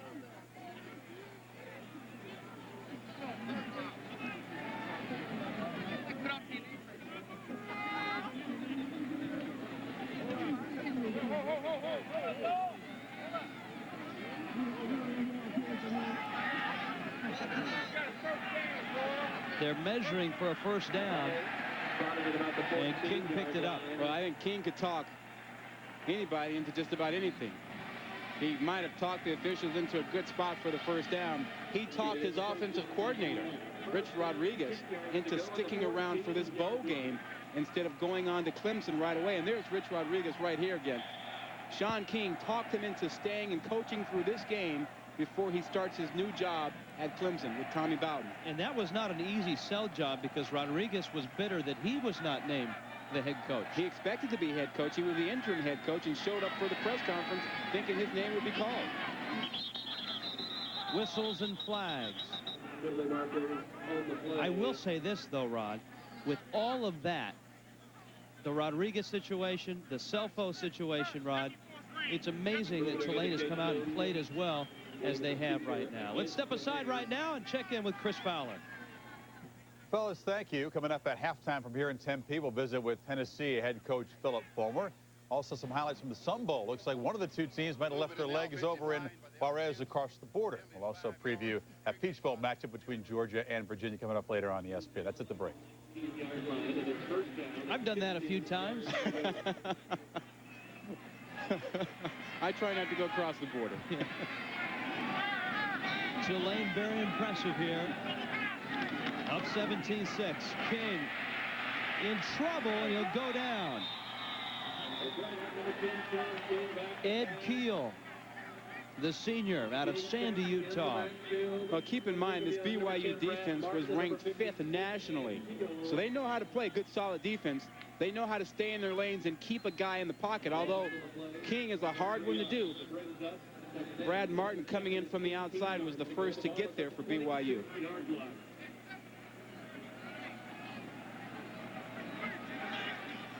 BYU's defense very good, 5th in the NCAA. Second down. Here come the Cougars on a blitz. King's throw. I think he had to throw it a bit sooner than he wanted. Well, you know something? I think this is where you see how the layoff hurts a passing team. Timing. I mean, when you lay off for a month and you're a passing offense, your timing is the one thing that's the hardest to get back. You run precise routes, you have precise drops, and then you throw the ball on step. When you get out of that rhythm, it makes it harder to do what you normally do. You see Sean King, 10 of 21. This is a guy who completes a lot better than 50% of his passes. That's one of the things that's unique to bowl games. In no other sport do you complete your season, take a month off, and then play a game. Yeah, and you know, and when you lay off that long, you can't practice the same way. You never get game speed again until you play the game. We have a sideline warning against the BYU sideline. Lavelle Edwards needs his get-back coach to get going. Okay, the numbers, and no coincidence. Look at the last three on the list. McMahon, Detmer, Sarkisian. Yeah, those three down there. We're talking BYU guys. And so you know they throw the ball and throw it well. Very efficient. And Sean King, he's the best of all time, beating Danny Werfel of Florida in '95. But, you know, today, Sean King has not been that efficient throwing the ball. He's had some drops. He's overthrown. He's underthrown. And I think that's because of the layoff. 68% on the season, his completion percentage. 36 touchdowns, 6 interceptions. He's got room on this draw. Sean King down to the 6. Short of the first down. It'll bring up 4th down and about 3. Well, Rich, you know, you got to stop this draw play. Here you're looking at him. There's Morris. Watch what happens to the tackle as he gets in there. He's going to get turned away. And Morris goes to the outside. A huge lane now for King. You have to have a guy inside looking for the draw play. You can't let Sean King decide to run that whenever he wants to. That play, more than anything else, has killed BYU in the first half. Rod, Tulane wasn't sure what they were going to do. It looks like they're rushing the field goal unit on right now. They may want to burn a timeout just to get set up. Yeah, I agree with you, Coach Rich. And I think they will. So the Green Wave faced with 4th down and a long 2. Looks like they're going to settle for 3 points. Well, let me ask you something. We've talked about this Tommy Bowden situation, and we even talked to Sean King about it. And it's a tough situation for a guy like Tommy Bowden who wants to go on and start his new job, but it's also devastating for the players at Tulane. The recruiting situation is such, Rod, that if you take that job, you've got to get there and start recruiting. Coming up at half, the New Dodge halftime report. Chris Fowler down in Tempe. A lot to watch. We'll show you the TCU highlights with USC down in the Sun Bowl. A review of this one. We'll show you some more highlights and a bunch of college football to come later on tonight and tomorrow.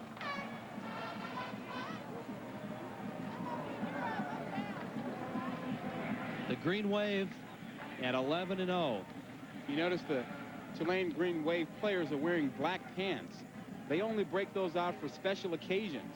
And this is a special occasion because they're a team that has done a great job in the 90s as well, Rich. All of these schools, except one, shared a national championship. The AP finishes indicated Penn State in 1994 finished unbeaten, did not win or share a national championship. Miami and Washington split it in 91, as did Michigan and Nebraska in 97. Well, how about BYU being a team that didn't get a lot of respect, winning a national championship when they went undefeated in 84, and we're looking at a Tulane team that could go undefeated. They don't get much respect. Very similar situations as Palazzo puts the finishing touch on this drive for Chris Selfo. 20-6, the Green Wave on top of BYU. That was 1984, Rod. And Robbie Bosco, who is here today on the BYU staff, was the quarterback for that Brigham Young team. They beat Michigan in the Holiday Bowl to finish their season perfect. And they won the national championship in both polls, the AP and the coaches poll. Down below, Holly Rowe. Holly? Guys, I spoke with Tulane Athletic Director Sandy Barber before the game. She's been under a lot of fire for hiring Chris Selfo, but she had a very good point. She said she hired him because they are in the middle of SEC country. He is a coach that has recruited in the SEC at Georgia for the past few years, and she felt like his recruiting contacts were golden for what they're trying to do at Tulane.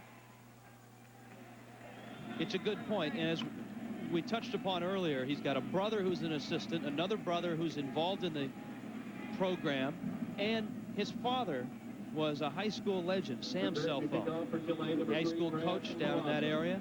I'm not certain that Tulane recruits against the SEC members that, you know, you think of traditionally. There may be some SEC schools that they can compete with for recruits, but not many of them. I'll tell you what, if you're a wide receiver and you're a recruit and you're watching this, you might think about Tulane. This is a fun offense. Yeah, but you might think Tennessee first, too. Oh, yeah, that's true.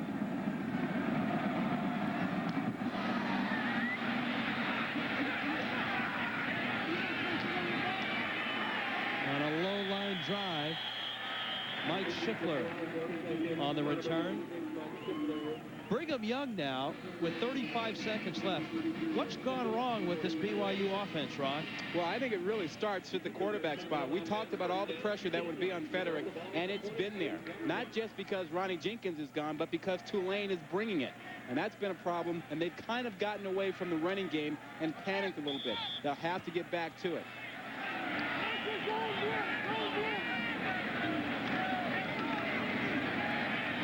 Federick swings it out. Aaron Cup with the catch. Lost the ball, and it's out of bounds. That will stop the clock. And BYU has got to hustle to get going. Well, how about Michael Jordan coming up to put on the hit there? That's a guy who, you know, I think he's been injured most of the season and kind of gotten overlooked by that. He's played hard. He's not 100% healthy, but he's made a big play today and certainly made a nice tackle there.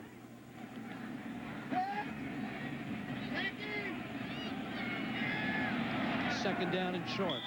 Clock will start because of the fumble. Federick to the sideline. Mahe escapes out of bounds.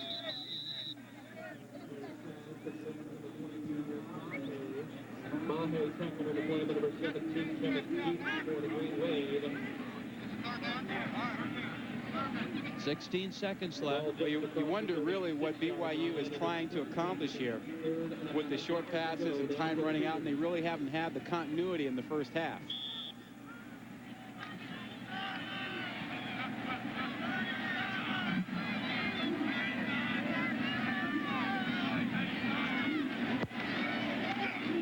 Federick in trouble, and down he goes. And that should end the half.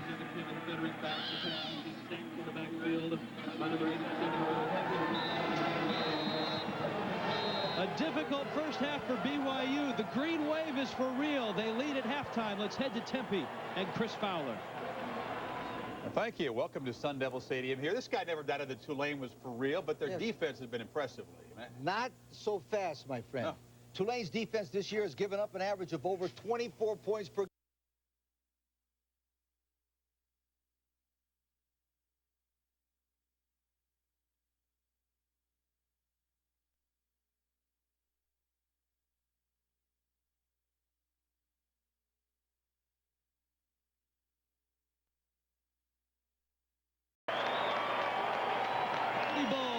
Memphis, Tennessee. A stirring halftime, a stirring first half with the green wave of Tulane on top. Halftime finale has been presented. You have to dig deep to find the source of Intrepid's solid feel. Reinforced door openings, strategically placed steel beams, and an isolated suspension cradle all contribute to Intrepid's supple ride. Take away that sturdy foundation and you have, well, nothing. Dodge Intrepid. We're changing everything. Again. Well equipped. $20,495. Bumper-to-bumper traffic? Anyone? Change the oil. Endless construction? Scooter. Change the oil. High cholesterol? Change the oil. Every driving adventure is an opportunity to win one of 100,000 prizes found hidden under the caps. Specially marked Pennzoil Motor Oil. Trips to ESPN sporting events, the ESPYs, merchandise from Pennzoil and ESPN can be yours if we change the oil. He twists, turns, and scores.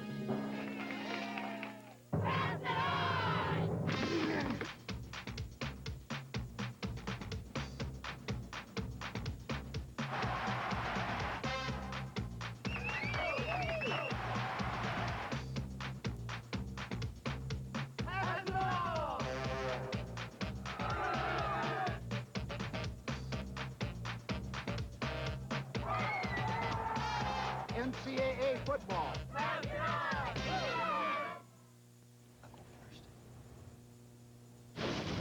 Welcome back. Other bowl action this afternoon. TCU, they haven't won a bowl game since the '57 Cotton Bowl, taking on USC in the Sun Bowl today and threatening to take the Trojans by the neck and drag them behind the woodshed. Patrick Bateau steps up, completes the pass to Tim Maiden, that inside the Trojans' 30. Replay there, you can see Claiborne gets the big hit, but the pass is complete, and then Basil Mitchell punches it in. Horned Frogs up 7-zip. Later on in the first quarter, oh, they got him on the option there. Mitchell again, 60 yards for the touchdown. Horned Frogs up 14-0. They add another touchdown as Patrick Bateau, the quarterback here, option to the boundary. Fellas, where's the Trojan defense? Still in bed. Still sleeping. Still in Juarez. That's right. Dennis Franchione, 1-10. He took over. This is his first year. The Horned Frogs 1-10 last year. There's always one team in that Sun Bowl, Lee, and you know it because you were the team one year that doesn't show up. It sticks around in Juarez and too much tequila and too much partying. They don't get ready to play. 1954, exactly the same thing happened to me. In fact, we lost Burt Reynolds. He never did come back. He showed up. I still haven't found him. We still haven't found him. Juarez. Chris, you're right about there's always one bowl game where you see the team that's favored that just doesn't show up. I played an Ohio State team in 1990, went into the Liberty Bowl, expected to blow Air Force out. Nobody practiced, nobody prepared. Air Force destroyed Ohio State. Same thing is going on today. How could you get in trouble in Memphis? Not like Juarez. I'm just kidding. We don't know what the Trojans have been doing tonight. I'm just joking about that, but it appears they have not brought their best game to El Paso this afternoon. Back to Memphis. Not their A game.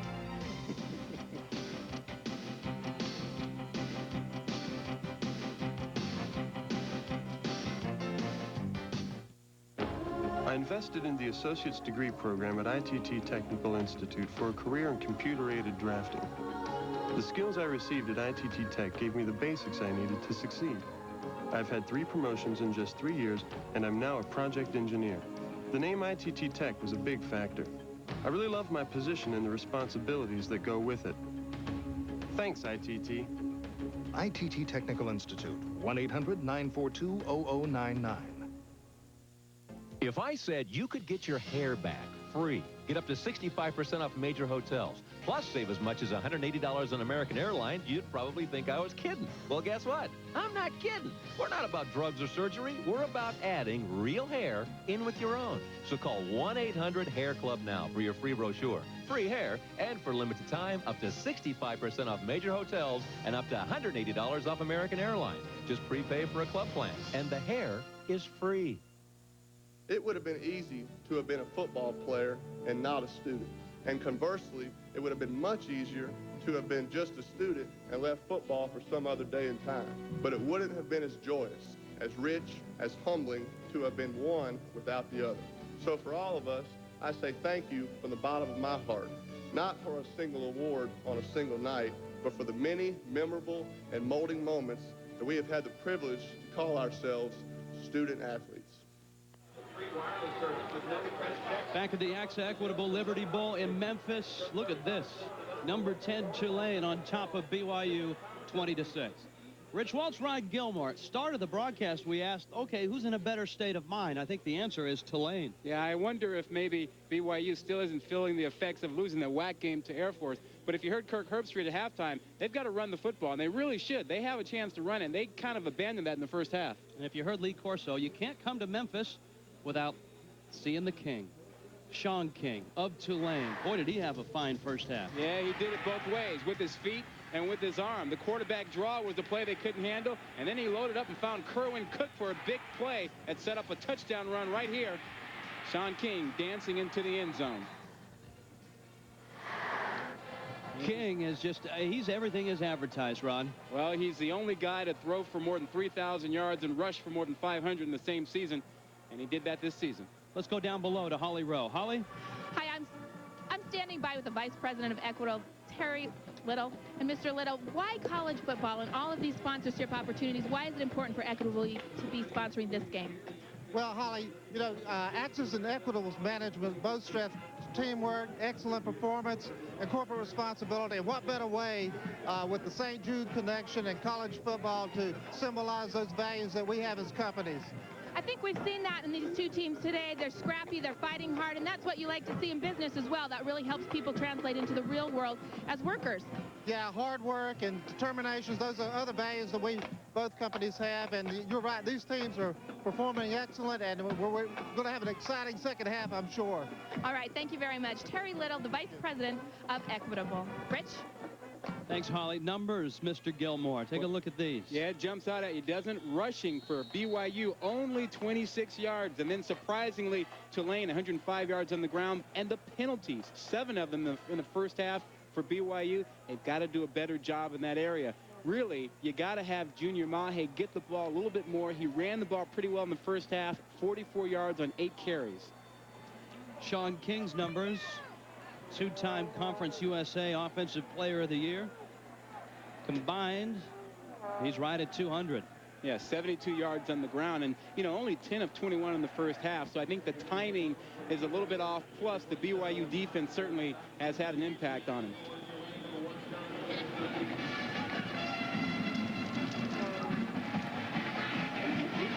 And Sean King and his Green Wave are going to get the football first. John Wilson is deep for this Owen Potchman kick.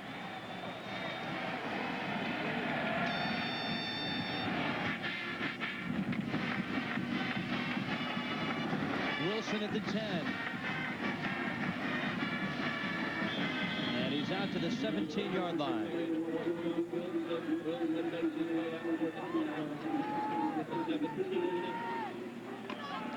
Now, there's your setup, the quarterback comparison. Federick, 13 of 21, 119 yards, 10 of 21 for King. But Federick has been knocked around a little bit more than Sean King has. And, you know, I think that Federick is probably still feeling the effects of the first couple of hits he took when the game opened.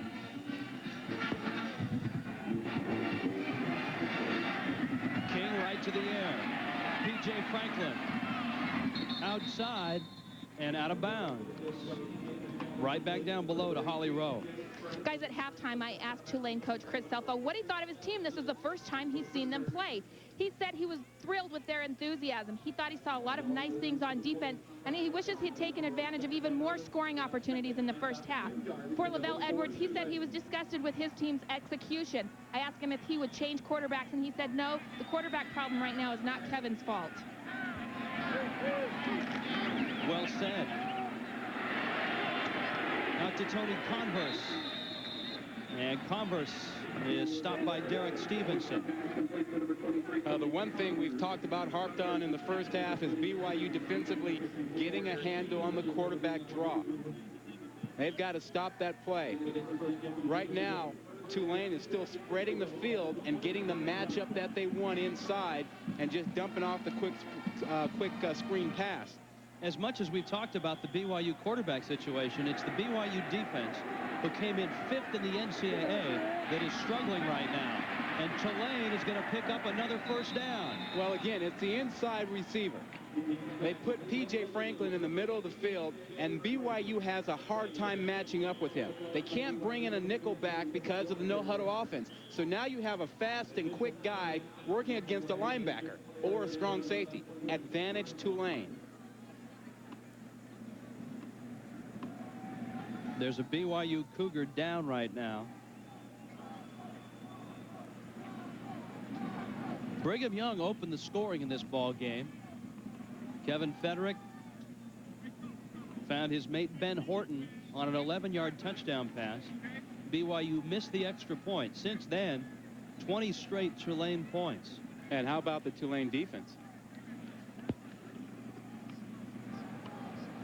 Darren Yancey, the senior defensive tackle, goes down.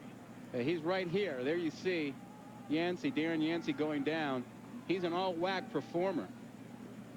And really one of the top players on the BYU defense, and a big one at 305 pounds. They really don't want to lose him.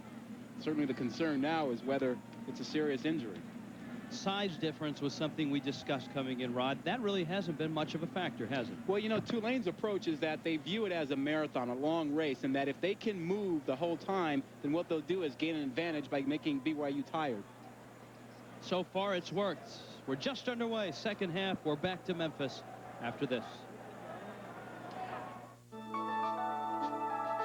I can help you plan ahead and make sure you have money for things like the kids' education.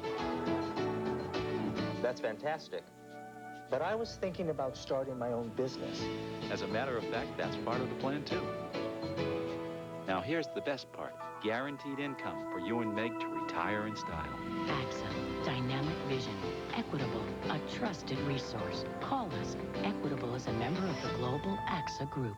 Welcome to FedEx. This is Judy Price. I'd be glad to help you track your package. Right now it's safe, it's sound, and it's on its way to Boston. Another package? The weather's a little iffy in London, but it should arrive on schedule. Yes, 6 packages at... How long has she been on that call? An hour and 15 minutes. Roosevelt Road first thing in the morning. Another package? Same call. She's going for a record. No delays in Cedar Rapids. Is that it, sir? Happy holiday! You have a nice holiday, too. We should have thought of this years ago. Got an important package. Kerwin Cook, touchdown! Sean King to Kerwin Cook.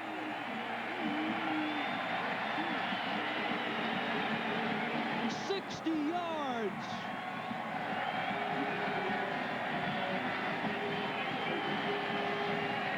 Bridge, it's down on the bottom to the left side of the screen. A half roll to the right and throwback to Kerwin Cook. He gets man-to-man coverage, and he beats it. Beats it like a drum. He had a 47-yard catch in the first half, and then a big one there. Kerwin Cook, the third receiver who came into the game with 27 catches, has had 2 big ones today. His cousin will like that one. Doug Williams, former quarterback, now the Grambling head coach. And the Tulane Green Wave, if there were any questions after the first half, they are answered here.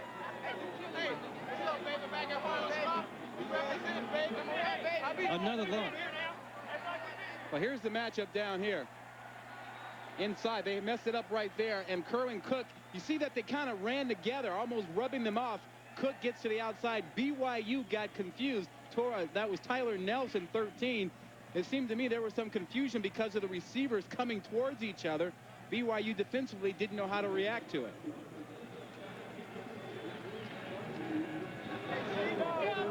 Hey, we're going now. Hey. Boy, that says it all. Look out, here we come. Kerwin Cook had the big catch, a 47-yard catch, to set up touchdown number 2. Well, you know, we talked about that matchup, the inside receiver, and how that is a mismatch for BYU. And Tulane has been taking advantage of it all day long.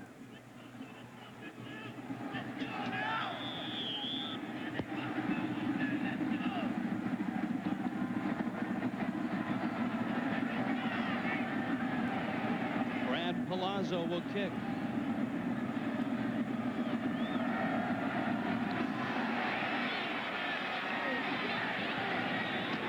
Mike Rigel at the 12.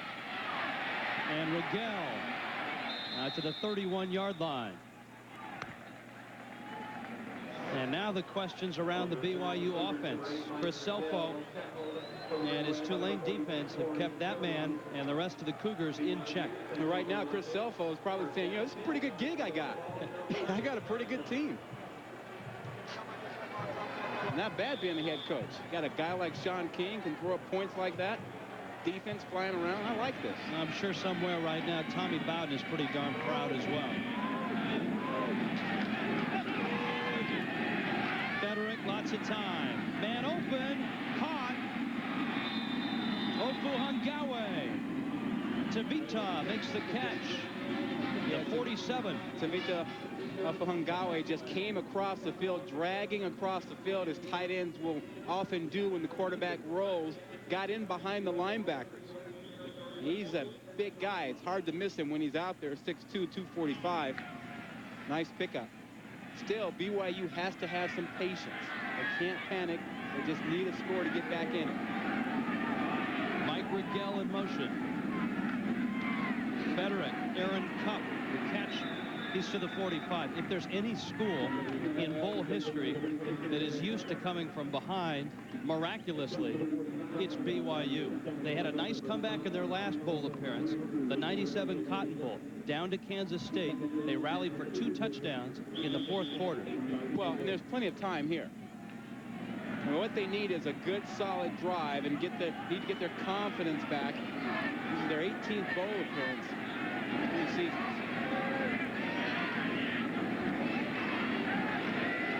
Federick under pressure. He got it away, and it's complete. Margin Hooks, who's been a forgotten man today, made the catch. Down below, Holly Rowe. Gentlemen, an update on defensive lineman for BYU, Darren Yancey. He rolled on his neck after that tackle. He said he was not unconscious, but he could not get up. He saw stars. He will be okay and come back into the game. Might have seen Sean King. Yeah, he saw a star. BYU with an interesting down now, 3rd down and 4. Yeah, they're almost in 2-down territory.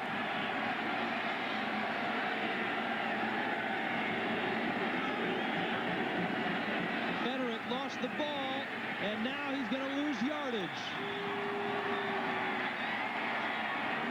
Brett Timmons. Yeah, Tulane just puts so much pressure on you. Rick Smith, defensive coordinator, just brings them from every angle. You see Kevin Rita's number 90 coming from the outside, but he's not the man who makes a tackle. It's Brett Timmons, number 9, from the other side. What pressure. That wiped out any thoughts of 4-down territory. John Wilson deep for Tulane.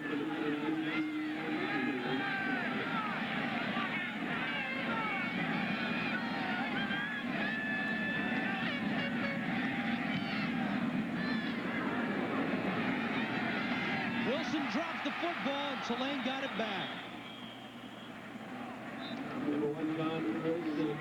Yeah, the 17-yard line. Yeah, to have a 12-0 season, you got to have the bombs go your way. And Michael Jordan recovers this one to keep the ball for Tulane.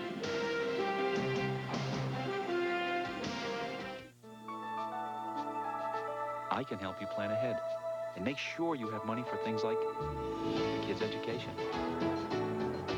That's fantastic. But I was thinking about starting my own business. As a matter of fact, that's part of the plan, too. Now, here's the best part. Guaranteed income for you and Meg to retire in style. AXA, dynamic vision, equitable, a trusted resource. Call us. Equitable is a member of the global AXA Group. Welcome to FedEx. This is Judy Price. I'd be glad to help you track your package. Right now, it's safe, it's sound, and it's on its way to Boston. Another package? The weather's a little iffy in London, but it should arrive on schedule. Yes, 6 packages are... How long has she been on that call? An hour and 15 It'll be at 70 minutes. Roosevelt Road first thing in the morning. Another package? Same call. She's going for a record. No delays in Cedar Rapids. Is that it, sir? Happy holiday. You have a nice holiday, too. We could have thought of this years ago. Got an important package? Send it FedEx and be absolutely sure. If you could accompany your data on this trip overseas, the experience would be alarming. Local carriers handing it to national carriers, over to cable carriers. until you don't know who has your data. Unless you send it through here. With the one and only company that owns the entire network. Local, national, and international. So you know who has your data. OnNet from MCI WorldCom.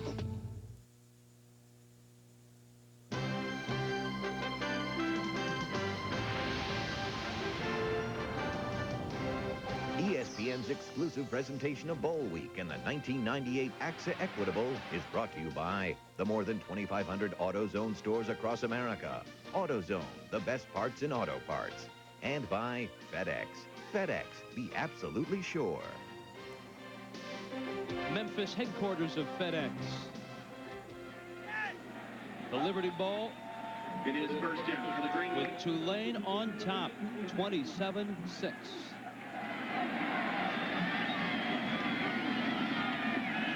Sean King once more. A wobbler that's incomplete. P.J. Franklin. Well, they're still working that matchup, getting P.J. Franklin inside. This time, BYU countered by having Warcup come on that coverage.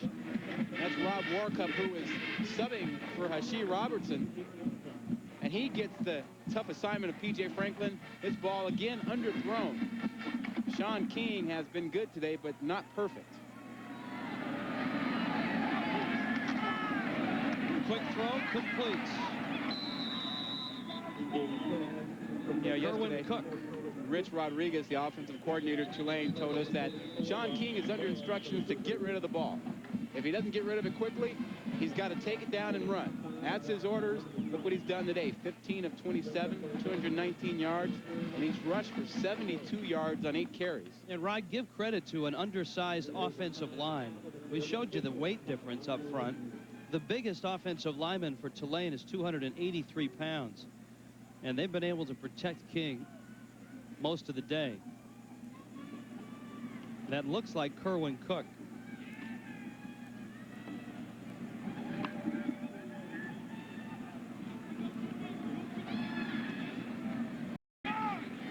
Ten and a half minutes left, third quarter. You know, you talk about that offensive line of Tulane. They are so quick and they spread you out that it really helps them run the ball and helps them get rid of it quickly when they can spread you out and get the matchups that they like. Let's see if we can see the hit right now on Kerwin Cook. Well, when Rob Morris. When Rob Morris hits you, you feel it. He got him right in the ribs. Yeah.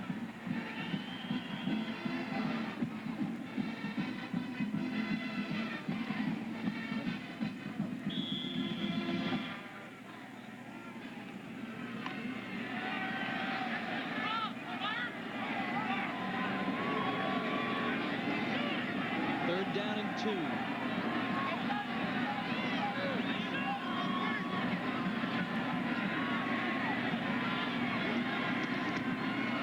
There's a quick throw. P.J. Franklin's got another Tulane first down.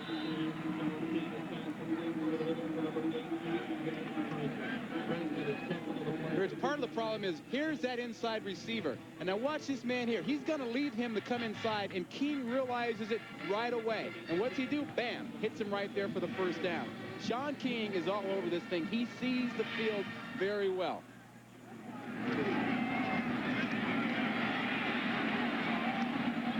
Deflected and almost picked off. Brad Martin, the senior linebacker. Second down and 10. And how good is that BYU defense? They had 6 players named to the all-WAC team, 3 on the first team and 3 on the second team. And that backs up what you're talking about, 5th in the NCAA defensively. But today the offense of Tulane's been better than the defense of BYU. Supposedly good defense always stops good offense. That has not been the case this afternoon.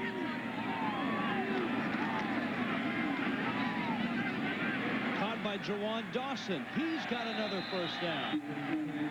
Sean King has thrown the deep ball. He's thrown the short ball. You know, he's like a pitcher out there that has 3 or 4 pitches he can use. And he can throw the fastball, curveball, come back with the split finger, change up, keep you off balance. When you play zone, he throws bullets in front of you. When you play man coverage and get up on a receiver, he takes you deep. And when you cover that, he tucks the ball down and runs for a first down.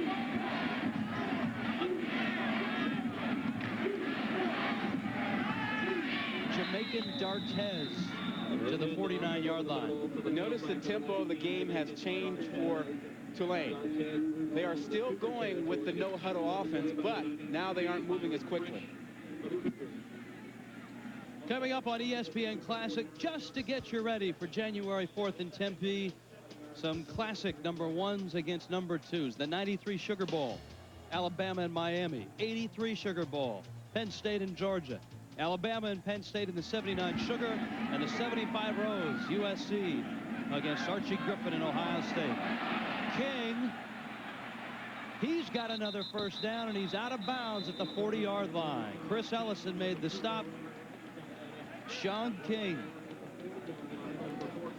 You know, we got a chance to chat with him yesterday, and he is as delightful a person as he is a quarterback. Full of life, easily given to smile, looking forward to going 12-0. He just lights up a room. You can tell why he is the leader of that Tulane team. The numbers continue to grow.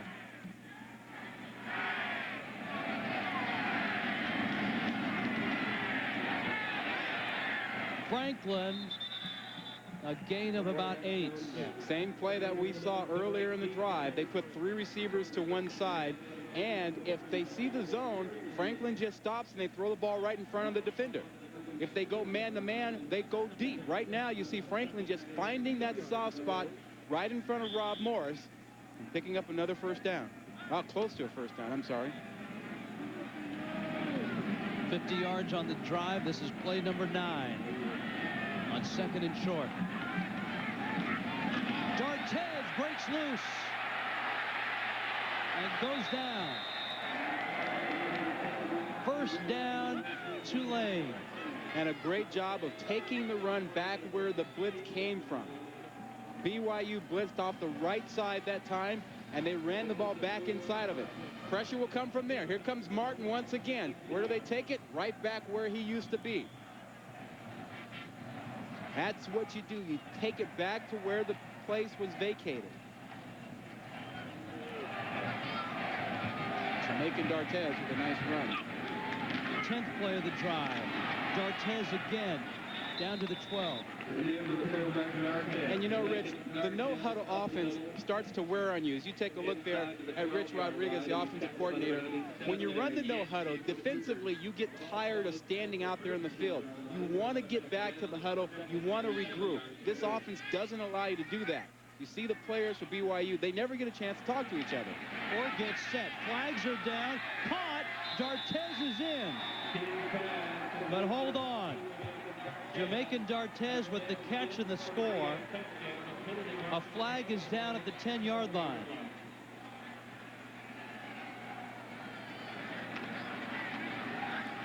BYU may have had too many men on the field. And that's a touchdown. And that man, Sean King, is rolling it up right now on Brigham Young.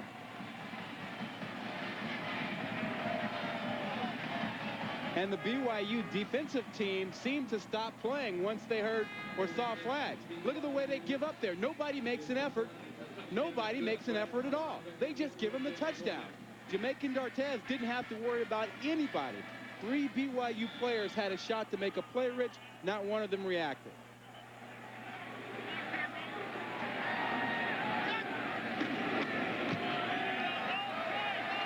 Brad Palazzo with the point.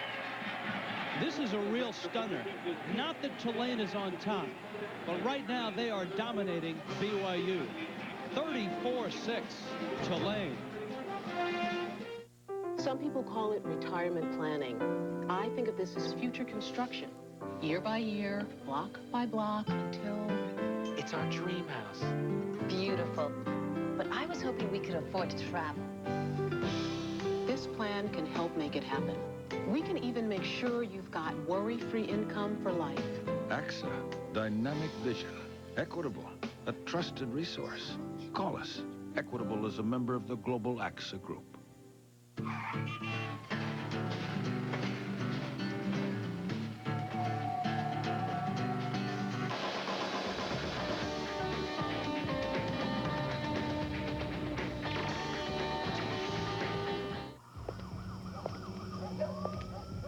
The Napa Legend battery has smart plates, which are up to 28% thicker than the grids in ordinary batteries. That's important, because the battery won't get drained as easily, even if you leave the lights on. Napa, over 200,000 parts. And everyone's important. I've seen every card there is. Thousands of cards. Super 8's VIP card. It says, congratulations, your reservation is guaranteed, and you get 10% off. Life's great at Super 8. The suffocating Nittany Lion D looks to contain the golden arm of Tim Couch and the Wildcats. The Outback Bowl, Kentucky versus Penn State at 11, Friday on ESPN. 1984 Liberty Bowl. Oh, let me tell you about Bo Jackson. Auburn and Arkansas. 90 yards and 2 touchdowns. And Bo ran away from the Hogs. 34-6. Tulane is washing away the Brigham Young Cougars right now. And I guess before we go any further, we must congratulate Keith Jackson. Yeah, I was going to say he did a nice little Keith Jackson there, but has anybody been more important in college football than Keith Jackson? I know that we both have enjoyed him over the years. He'll work the Rose Bowl on ABC and then the big one on the 4th.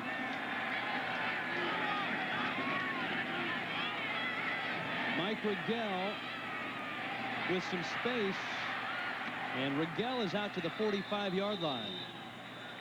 Speaking of that Fiesta Bowl, the Tostitos Fiesta Bowl, Monday, 8 Eastern, 5 Pacific, #1 Tennessee, #2 Florida State. And the folks wearing green here want to know how come they can't play in that game. The Green Wave of Tulane is headed towards a 12-0 season. Yeah, they're going to finish in the top 10.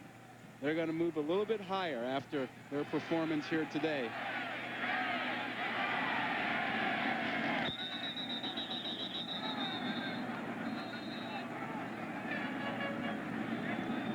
Whistles on the snap.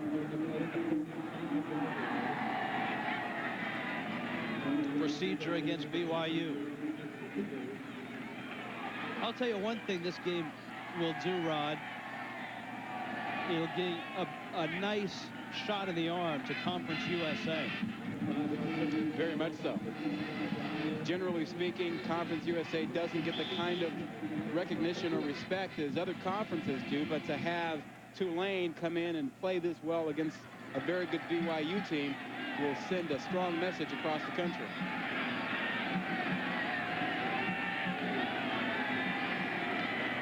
Kevin Federick has time going deep. Margin hooks, and he overthrows him.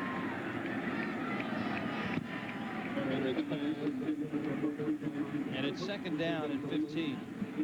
Well, you know, Rich, we've heard so much about the Tulane offense. What about the Tulane defense? They've done a tremendous job here today. I mean, of course, BYU is without Ronnie Jenkins, but this defense has been special, and Rick Smith, defensive coordinator, has just done a great job. You saw that man just walk out of the frame. That's a backup quarterback, Drew Miller. If you're thinking about a quarterback change, BYU is in a difficult situation along those lines. Federick hit as he throws, and it's incomplete, and Federick is down. Cedric Clemens came up and hit him. Yeah, well, you might get your backup quarterback in the ball game if this continues. I mean, Federick just takes a big shot here. This is the 2nd time that he was hit that hard today. Drew Miller is a sophomore. He is transferring out of Brigham Young after this season. In fact, Lavelle Edwards asked him to stay for this game to be the backup quarterback. Yeah, he played a lot for them last season and got some time this year. I'm not sure we'll see him today. Federick fumbles, got it back. But Tulane again, Brett Timmons and Cedric Clemens. This is not Federer's fault. There's just too much pressure coming. Up front, Tulane is too fast. They overload the left side. They bring the blitz from that direction. And Timmons just works and gets back to make the sack. And that speed against the tackles for BYU is advantage for Tulane.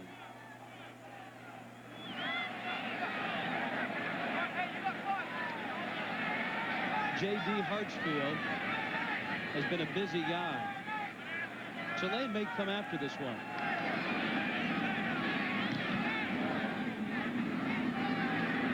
John Wilson. Flags are down. Another flag is down, and Wilson is out of bounds. There was at least one block in the back that I saw, and perhaps another one to the far side, but there was clearly one right in front of Wilson.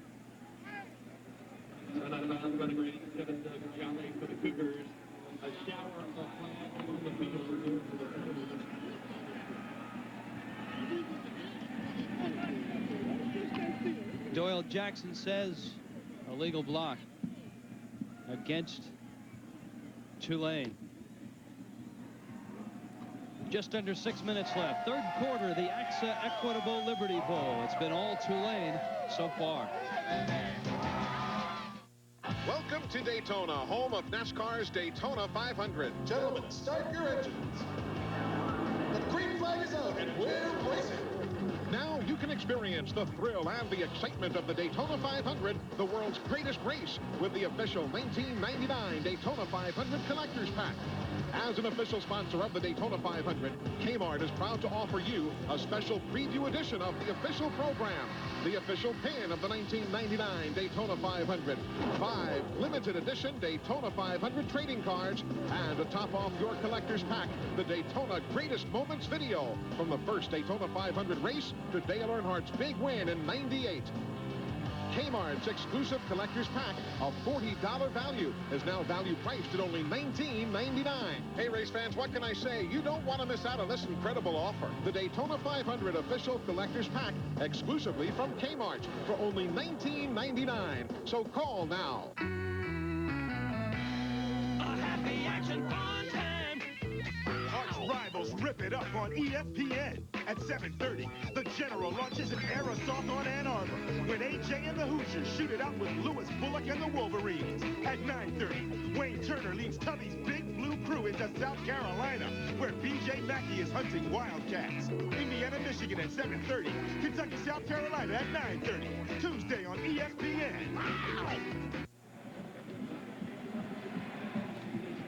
11-0, number 10 in the country, and playing like it.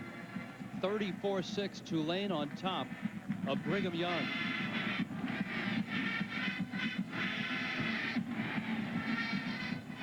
This is a Tulane program that was brought from obscurity by Tommy Bowden to 7-4 last year, 11-0 this year. And in both halves, they have moved the football impressively.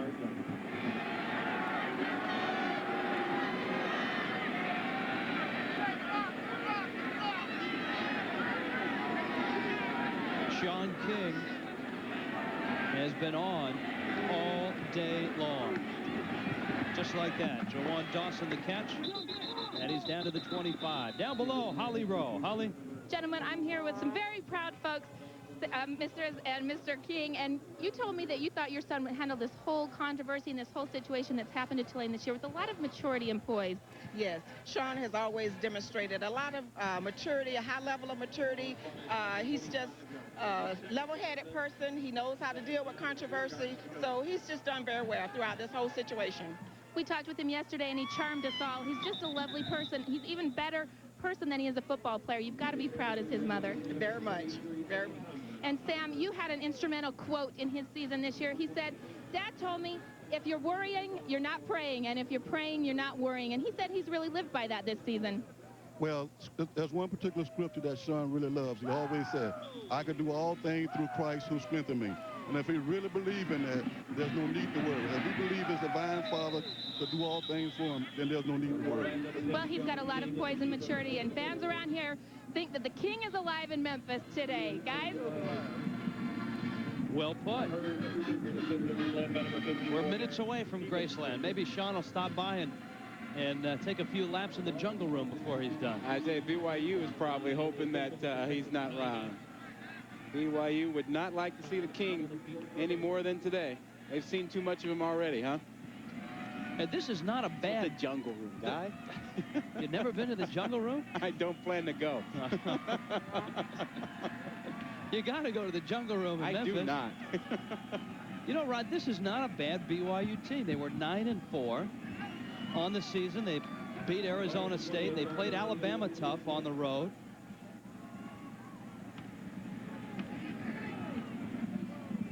Lavelle Edwards' team has come into this one. It's not a bad team. They're 7-12-1 in bowl games on the Lavelle Edwards, but it is a young team offensively. It's very young on offense.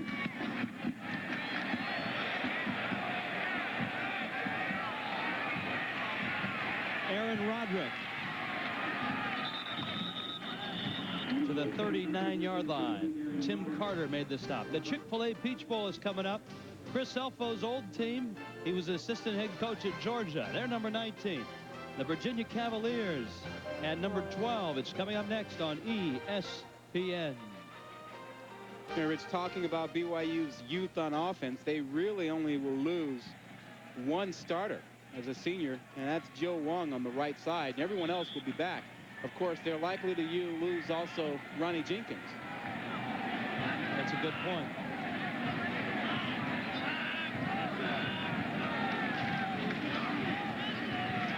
Mahe out to the 42. I'll put it to you now. Does Jenkins and Robertson make a difference in this game? Well, I think they make a difference. I don't know that they make a huge difference in the outcome here, because it seems to me Tulane is a better football team. I mean, Tulane can throw the ball. I think Robertson would have helped more on a defensive standpoint, but I don't think it would have made that much of a difference. Ronnie Jenkins, I worry about what's going to happen to him now. Rumor has it that he's leaning towards going to the NFL. I'm not sure that's the best thing for him right now, but he may not have another choice. Federick under pressure. Satake, and he's got a first down at the 45-yard line. Kevin Federick, the junior. And just to recap, Ronnie Jenkins and Asheer Robertson both were suspended from this ball game because of violating the honor code at BYU. And Jenkins' second offense has been expelled from school. He is appealing.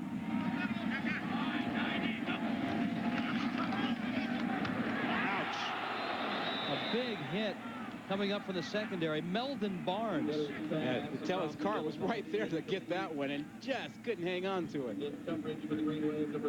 After Michael Jordan picked one off and ran it back for a touchdown, you know the other defensive backs like Tellis Carr are looking to get a shot. And this is where you start thinking about the quarterback putting him up so you can pick one off if you're a defensive back. And Tellis Carr had a shot there and missed it.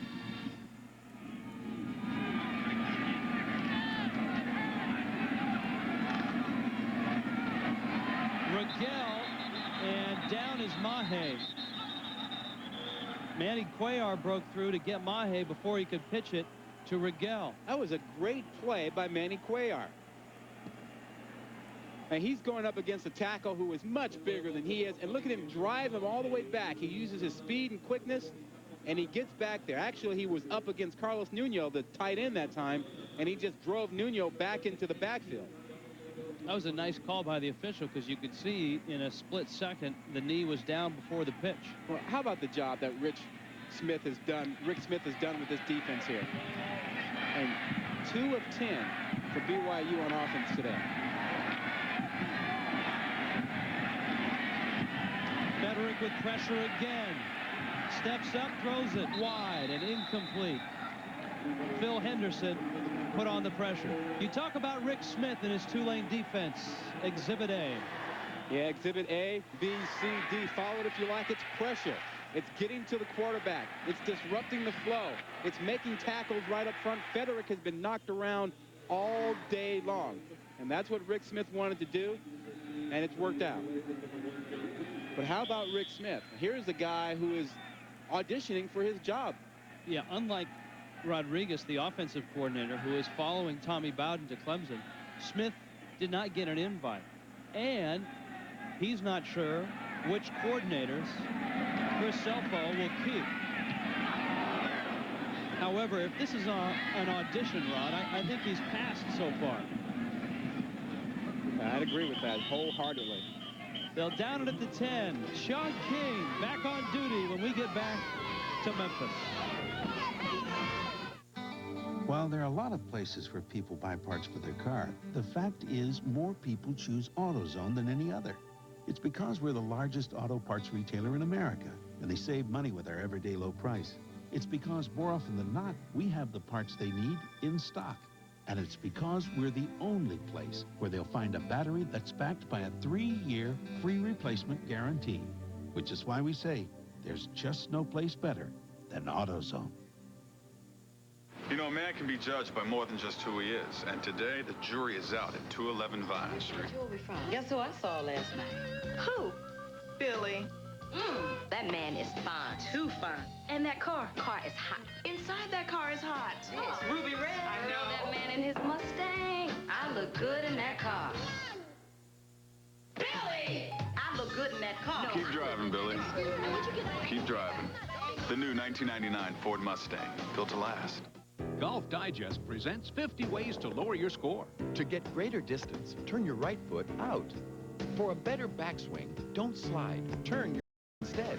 Now, lower your score, drive longer, hit straighter, and play your best golf ever with the 50 new stroke-saving tips in every Golf Digest. Call now for your risk-free trial issue.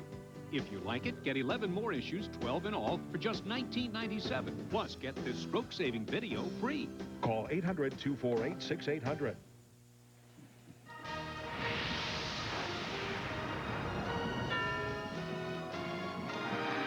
The AXA Equitable Liberty Bowl, Memphis, Tennessee. And the Tulane Green Wave are about 17.5 minutes away from going 12-0.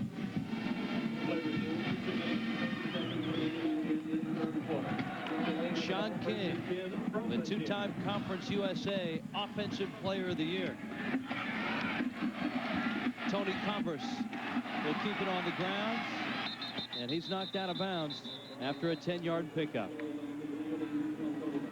Rick Smith, defensive coordinator for Tulane, has done as masterful a job with his defense. There he is. Yeah, he's right there. Right there. You know, and he was crushed when Tommy Bowden did not invite him to go along at Clemson. And then he was crushed again when Rodriguez didn't get the job here at Tulane. And now the question is, what's going to happen? Well, look what he's doing. He's showing you his defense can play, holding BYU to 7 yards rushing. I think he's got a job.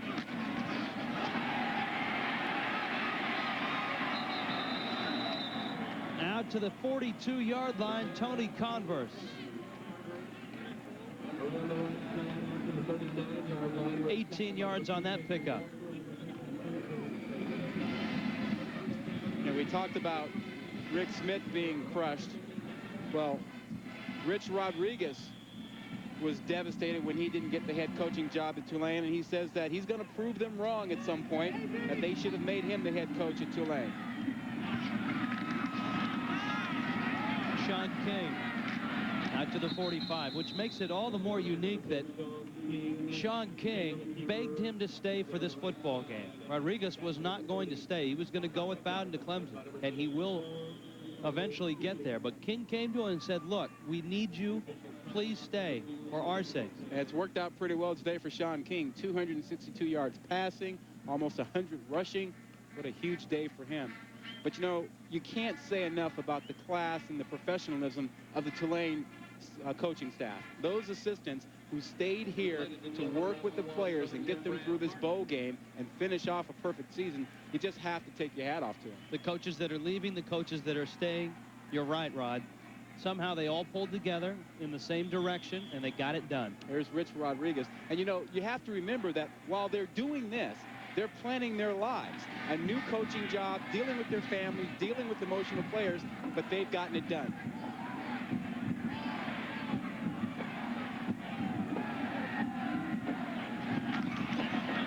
Little inside shovel to Converse. And he'll be short of the first down. Third down and about 3. Well, in BYU defensively, they need to make a play. I mean, even if it's not going to get them back in the ball game. I mean, they had such a great season defensively that it's important for their pride and their season to make a stand. To say enough is enough, no more points, no more first downs to Tulane. And the no huddle is struck again. BYU calls a timeout. They did not have the right package on the field. You know, the no huddle is so effective, you wonder why more teams don't do it. Well, you have to be in shape, and you got to have a guy like Sean King. Yeah, it's not easy to do. Following Tulane through the polls, the Coaches USA Today ESPN poll, end of the first month, 25th. They rose to 14th the beginning of November, and then December 6th, 10th. And I would expect, Rod, that they may puncture that number 10 mark. I'd vote for them to be inside that number 10, and I bet that our folks at Game Day would agree with that. Moving Tulane up into the top 10, higher than that 10th spot. And I would expect that when Tulane gets back to New Orleans and they have that parade, that Lee Corso may be the Grand Marshal of that thing. Because he's been leading that parade all year long. But what kind of a hat would Lee Corso wear in that parade? That's right. I don't think he'd wear that. We got to find a green wave hat for Corso to wear.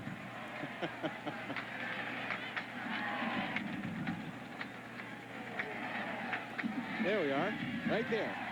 Lee Corso picks Tulane. They don't understand, though. They have to send him a hat. Make one for him. I don't think you're going to find one around Tempe right now. Though I'll bet some runner is being sent right now.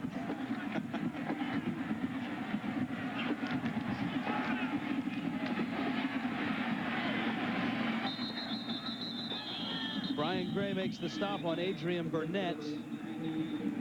Let's go down below to Holly Rowe. Holly?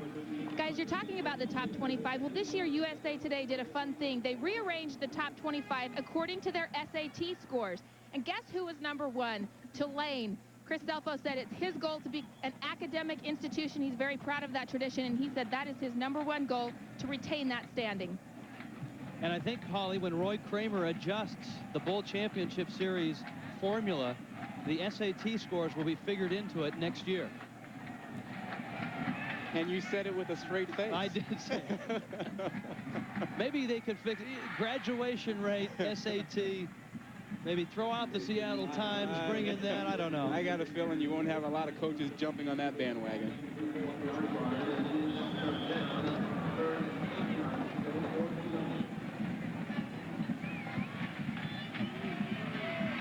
What you might get, though, is you might get more of an uproar from fans saying if you have an undefeated team like Tulane and you have any kind of a playoff system, you have to include a Tulane in that. And you know what? At number 10 in the country, if it's a 16-team playoff, they would be included.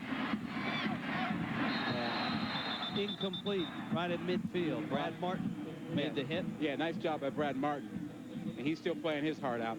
But, you know, Rich, I don't see a 16-team playoff coming into fruition. I think you might at some point get away with 4 if you can limit it that way. Maybe that would happen. I think that would still exclude somebody like a Tulane from being a part of it. I think if that's the case, the other bowls, not the number 1 versus 2, then a team like Kansas State gets included in that final 4 or final 8.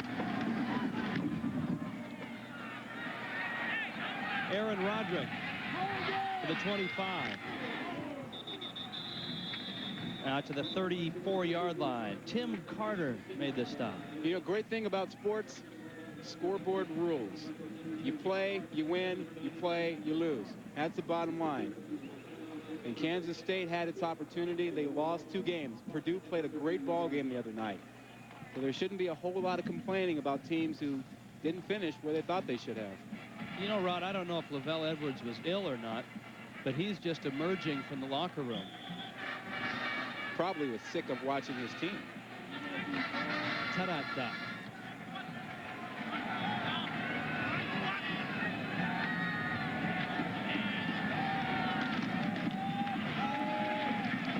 Federick's throw dropped.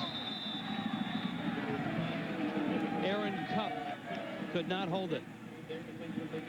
And that won't make Lavelle Edwards feel any better. We're done with 3. The Green Wave is rolling 34-6. 17 years without a single word to him. I'd say that's a dandy start. Wild possums will dance a jig before I speak to that varmint. That's it. I'll give you old Coots one last try.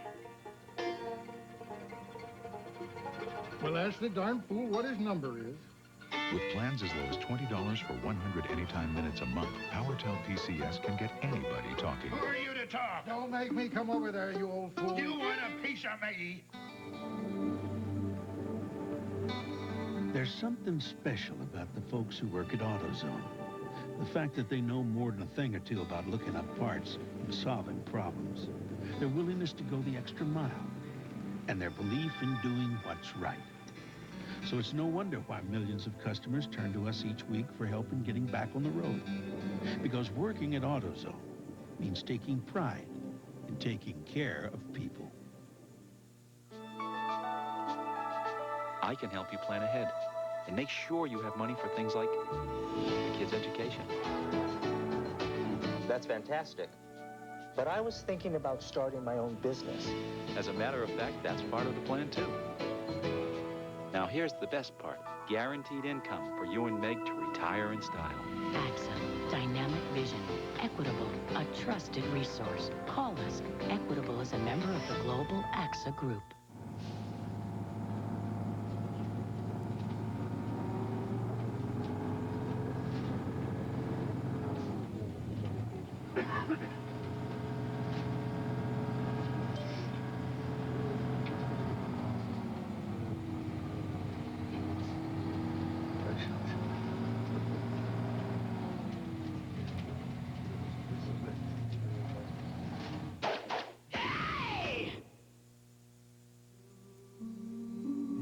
Every day I wake up, pour myself a cup of that rich Folgers aroma. The best part of waking up, it's the do-up in all I do. The mountain grown aroma, always coming through. Oh, the best part of waking up is Folgers in your cup. The best part of waking up is Folgers in your cup. We're doing the thing. We're about to go win this Louisiana. Sean King and the rest of the Green Wave. Tulane 34, BYU 6. As we're underway here in the fourth quarter, Kevin Federick dumps it off. Junior Mahe, and he's got some room out at midfield. First down, Brigham Young. Rich Waltz, Rod Gilmore, Holly Roll from the Liberty Bowl in Memphis, Tennessee. And Kevin Federick still trying to get on track. Junior Mahe, really a fine receiver. They're starting to throw the ball to him a little bit more now, and obviously they have to throw the ball here. Running the ball isn't going to get them back in the ball game now.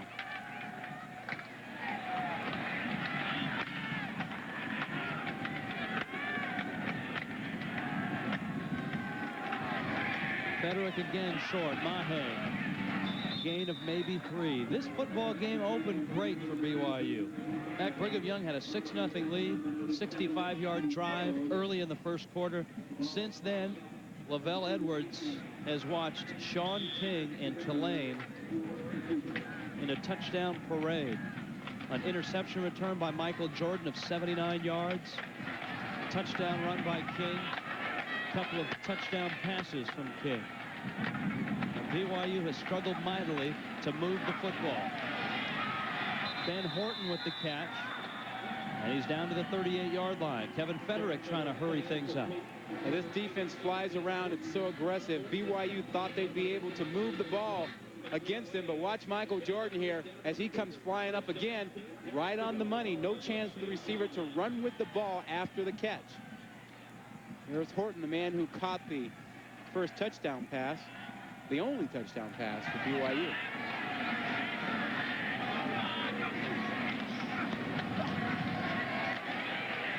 Mahe to the 20.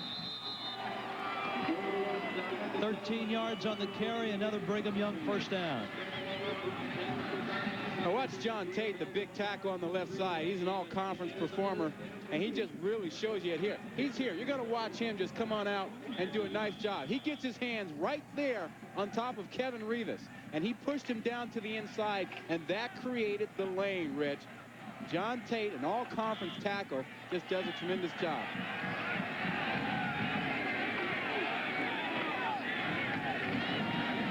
Federick, Mahe to the 14. Alfonso Roundtree made the stop. Well, Federick is going to a three-step drop back, and he also has more time now because Tulane is no longer blitzing. They have a big lead. They're sitting back in a zone, letting the clock run, and coming up to make tackles.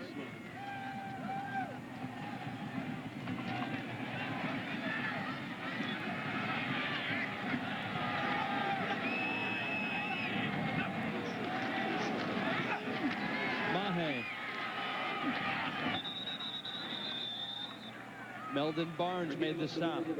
You know, Rich, Norm Chow, the offensive coordinator at BYU, told us yesterday that Kevin Federick should just now be starting his career as a quarterback. He said if you look back at Steve Young and Jim McMahon, those guys redshirted, and they didn't have to play as soon as Kevin Federick did.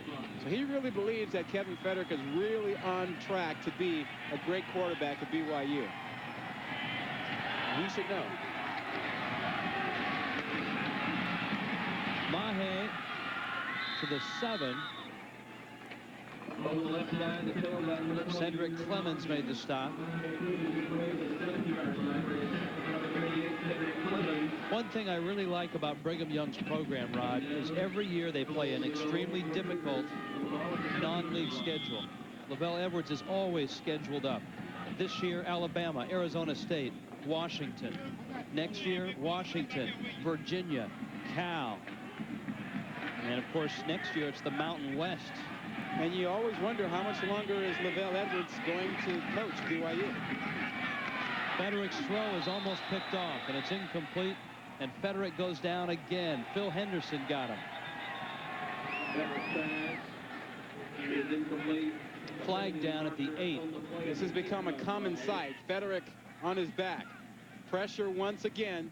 This time is Phil Henderson, 87, coming up inside, totally unblocked, putting the hit on Federick. Defensive holding against Tulane.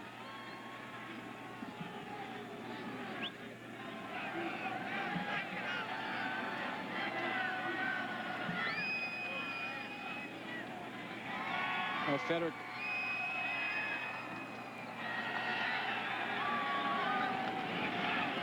He forgot to turn on his microphone.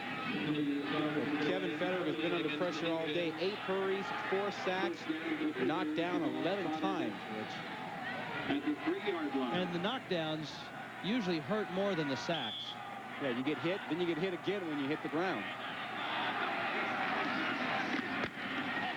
Cup is in. Touchdown, BYU. 11.5 minutes left in this game. BYU now 34-12. Let's see if they go for 2. Apparently not. Not much dancing today for the boys in blue. Well, you know, they danced after the first touchdown and they got flagged. They didn't get flagged that time.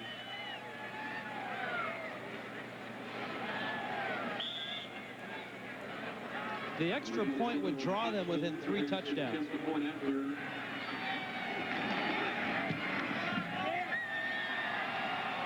So they're down 21 points, Rod, with 11.5 left. Number 10, Tulane, on top of BYU. The Cougars in the end zone. but still down in Memphis big time. Some people call it retirement planning. I think of this as future construction. Year by year, block by block, until... It's our dream house. Beautiful. But I was hoping we could afford to travel. This plan can help make it happen. We can even make sure you've got worry-free income for life. AXA, dynamic vision, equitable, a trusted resource. Call us. Equitable is a member of the global AXA Group. Welcome to FedEx. This is Judy Price. I'd be glad to help you track your package. Right now it's safe, it's sound, and it's on its way to Boston. Another package? The weather's a little iffy in London, but it should arrive on schedule. Yes, 6 packages are... How long has she been on that call? An hour and 15 minutes. It'll be at 70 Roosevelt Road first thing in the morning. Another package? Same call. She's going for a record. No delays in Cedar Rapids. Is that it, sir? Happy holiday! You have a nice holiday, too. We should have thought of this years ago. Got an important package? Send it FedEx and be absolutely sure. You know, Joe's the kind of guy whose hands are always dirty, no matter how deep the scrub. You see, his hands are his livelihood. Rarely ever see any time off. His hands are strong, steady and sure. The kind of hands that can only grip the wheel of a truck.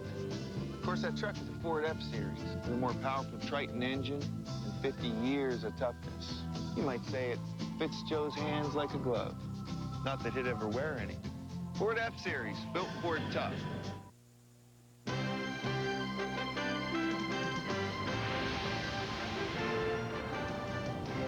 ESPN's exclusive presentation of Bowl Week and the 1998 AXA Equitable is presented by AXA and the Equitable.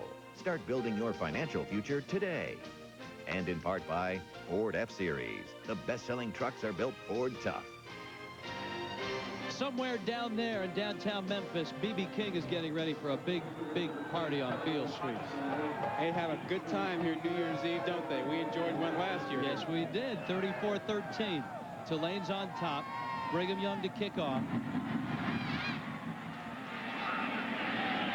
Rushman sends it deep. John Wilson. Wilson out to the 30. There's a flag down. This one's coming back. Wilson, who is a tough little guy, fights his way out to the 32-yard line. And there are other flags being tossed now. The second time during the game that there's been some extracurricular activity. 3 personal fouls on BYU in the first half.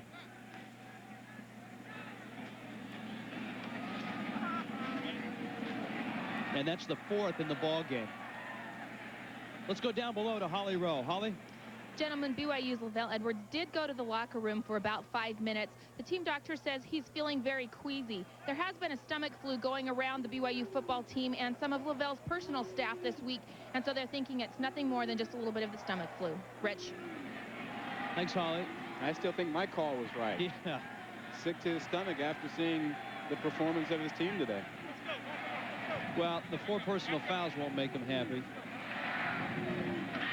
There are a few coaches, Rod, that have the respect of Lavelle Edwards around the country. Every week we go to the Big Ten, the SEC, the ACC, and we talk to coaches, guys like Joe Paterno, John Cooper, people like that. And when they talk about the guys in their industry that they respect and that they hold in high esteem, his name is usually at the top of the list. And they like him. They all say, hey, would you tell him I said hello? Tell him I like what he does out there. We just saw Frank Beamer at Virginia Tech, and he made sure to let us know that when we got to Memphis, say hi to Lavelle Edwards. Tulane not stopping Tony Chambers, or rather Tony Converse, out to the 28-yard line. John Walker knocked him over. 48 yards on the carry. Converse, the sophomore. Well, and he gets overlooked an awful lot in this offense, but he's the guy who ran for over 800 yards this season. They also use him as a receiver a lot, but this is just out of the shotgun, inside handoff, and now he makes it happen. Great blocking at the point of attack, but the acceleration, he just decided to take off. His 11th carry, 94 yards already.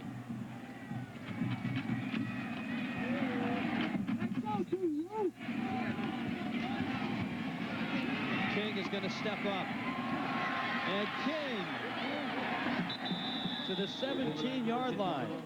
Rod, the wave in college and in the NFL is for a mobile quarterback.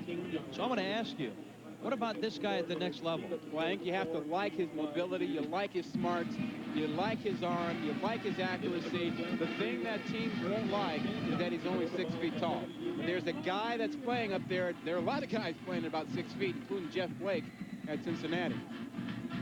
Well, the success that Doug Flutie has had in the league this year, 459 total yards now for Tulane. Well, he'll get a chance to play at the next level.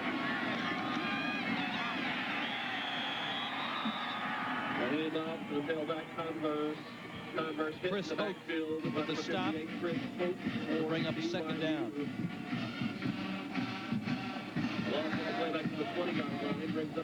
Yeah, it's interesting you talk about the smaller quarterbacks. Remember how there was a time when people just said, Doug Flutie, no way. And he didn't get much of an opportunity to play it, but defenses have changed now, and a Doug Flutie, talk of the town, this guy, Sean King, could pull off something very similar if given the opportunity. And we've seen it in college as well. A mobile quarterback is almost a necessity with the attacking style 8 men in the box defenses. And when we talk about mobility, it doesn't mean you have to be a scrambler, although it helps. If you can move around, it works. You can produce numbers like this. Tulane's offense, 45 points a game, second in the NCAA. Passing yards, 13th. Rushing yards. That's a pretty good balance. I'll be honest with you, Rod. We looked at the numbers, the 507 total yards, the average, and we've seen this BYU defense already this year. I did not think that Tulane could approach those numbers against BYU, and I was wrong. There he goes again to the 5-yard line. And what's even more remarkable about this performance by Tulane is that they've done it under very dire circumstances. 2 weeks ago, players were literally in tears when Bowden left and when Rodriguez didn't get the coaching job. And it's amazing that 2 weeks later, they've pulled themselves together and put on perhaps their best all-around performance of the season. Oh, without a doubt. Only 2 teams on their schedule had a winning record this year. Louisville and Southern Miss. Well, you have to give a lot of credit to the new head coach here, Chris Selfo, for backing away and letting the team play. And letting the assistants coach. Converse is in. Touchdown.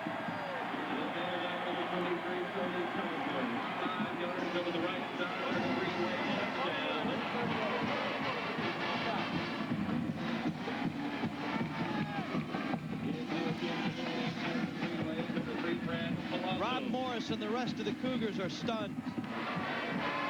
Somewhere, there's got to be a poll that'll have these guys on top. Somewhere. Maybe in the hearts and minds of the fans across the country, but somewhere it'll happen.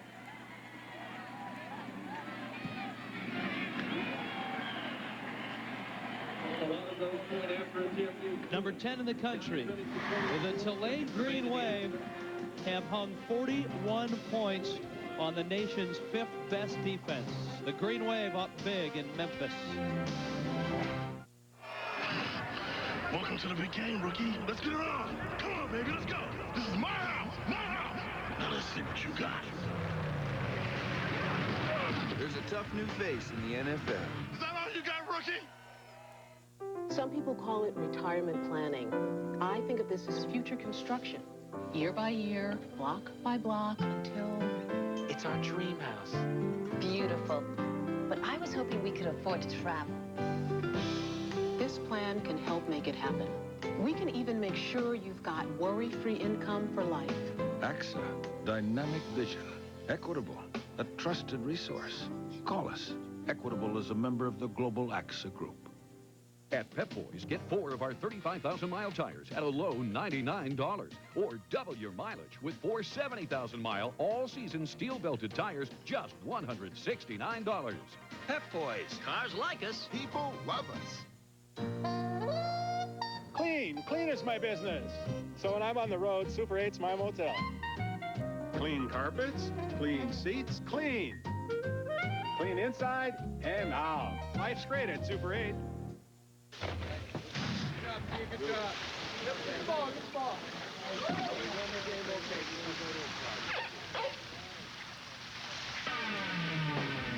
There's a tough new face in the NFL. January 4th, ABC will launch Enhanced TV while you watch the Tostitos Fiesta Bowl with live game stats and extensive graphics. Log on to ESPN.com Monday night. 41-13, Tulane on top of BYU. 9.5 minutes left in this ball game. Sean King and the Green Wave staring straight at 12-0. Mike Rigel of Brigham Young. And Rigel, who's been close to breaking them, has this one. A man to beat, and Rigel is chased out of bounds at the 20-yard line. And Tim Carter came from a long ways off to get Mike Rigel and get him out of bounds, but you're absolutely right. Rigel was close on a couple of occasions earlier of breaking it. He takes this one 79 yards, and interestingly, it's the same area, a right side return where they had contained problems Tulane did before. See him break it to the outside. That's what he did in the first half. Almost broke one then, almost broke this one now. There's a Tulane player down right around midfield. Rigel, a freshman out of Tacoma, Washington. He was a high school teammate of backup quarterback Drew Miller at Lakes High School in the Tacoma area, just south of Seattle.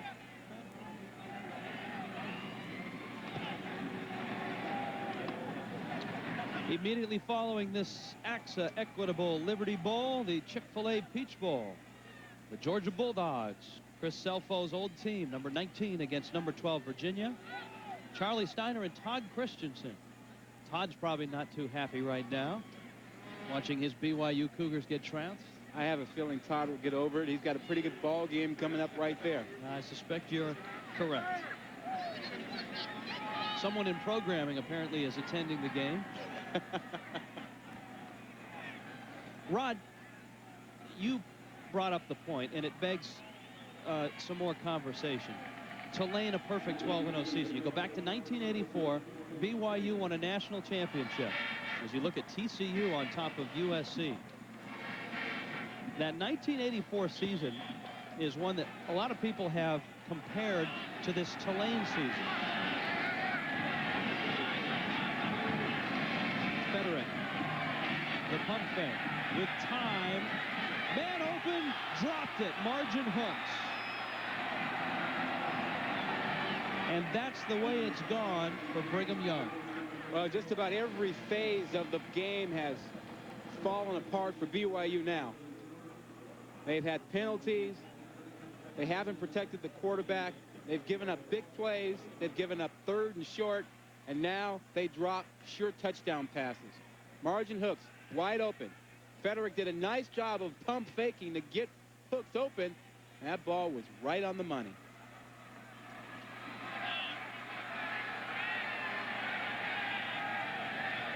Ouch.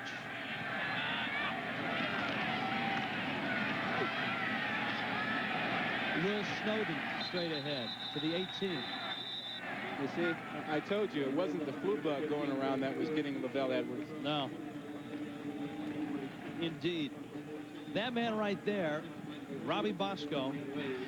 He looks sick too, doesn't he? Yes, he does. He was the quarterback on that 84 team. He's now the quarterback coach. A team which got to #1 late in the season by beating Utah. They beat Michigan in the Holiday Bowl. Bosco had a sprained ankle early in that game and limped through the entire contest. Federick on 3rd down. Throwing low and incomplete. And a good thing he did throw low. There were 3 green shirts out there, led by Alfonso Roundtree. And had that ball been in the air, it would have been picked off. That was one of the few times Federick really made a bad read. He really should have gone to the other side of the field.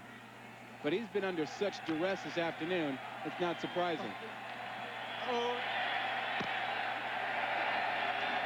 BYU trying to dial a score.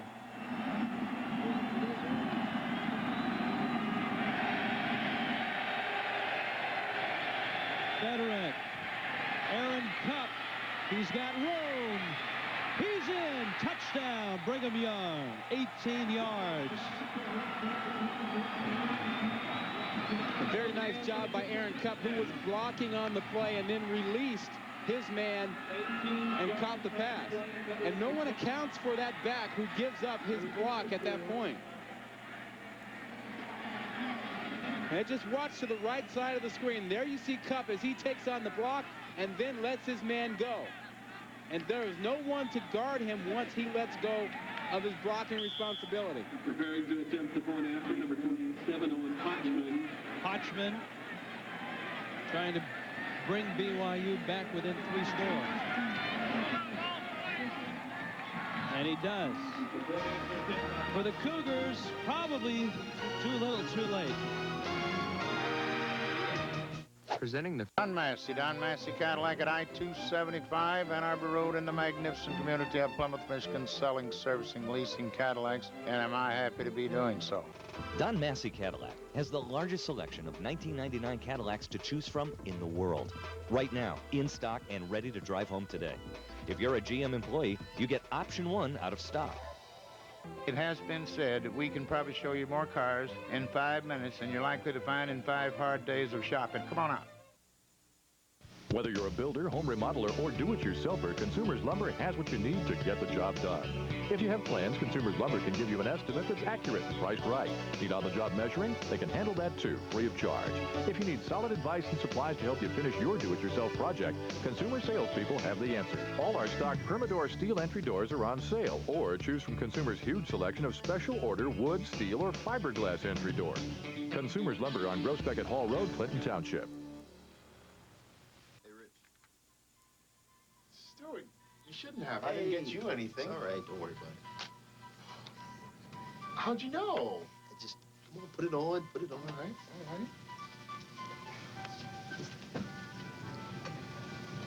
You knew my size and everything. Hey, that looks good. Thank you. It looks... Feels good. Thanks. Happy holidays. Happy holidays, man. Cool. Jim Donnan, the man who is the mentor to Chris Selfo. Get ready in the Peach Bowl, Virginia and Georgia, as soon as we finish. Tulane, 41, BYU, 20. Rich Waltz, Ron Gilmore, Holly Rowe back in Memphis. BYU is down 3 scores. Rod, it doesn't look like they're lined up for an onside kick. Yeah, and I'm kind of surprised about that. It seems to me you go ahead and take your shot with 8 minutes to go here, down by 3 scores. You need to get the ball back. Tulane is certainly thinking onside kick.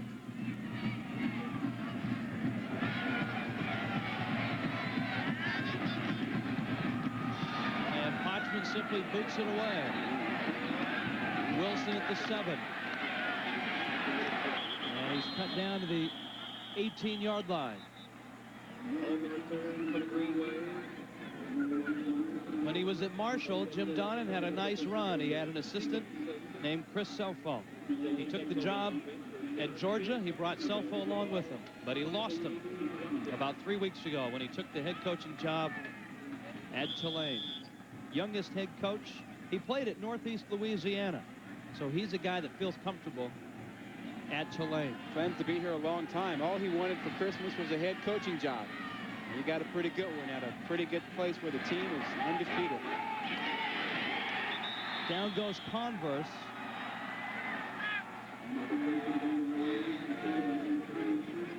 Chris Hoke made the stop. Well, the problem for Tulane, if there is a problem, is that when you run a wide open attack as they do, it's hard to run the ball in the 4th quarter because they don't normally do it. They don't have a tight end and a fullback where they line up and they power you. They don't have the size to do it, so they really can't run the clock out.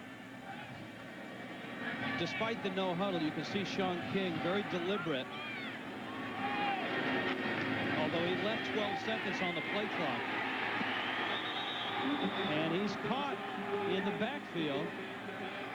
Well, there you see it. I mean, ideally, you like to be able to line up, turn around, hand off the ball, and run 2, 3, 4 minutes off the clock. Even if you kick it, you don't care because you're up by 21 points.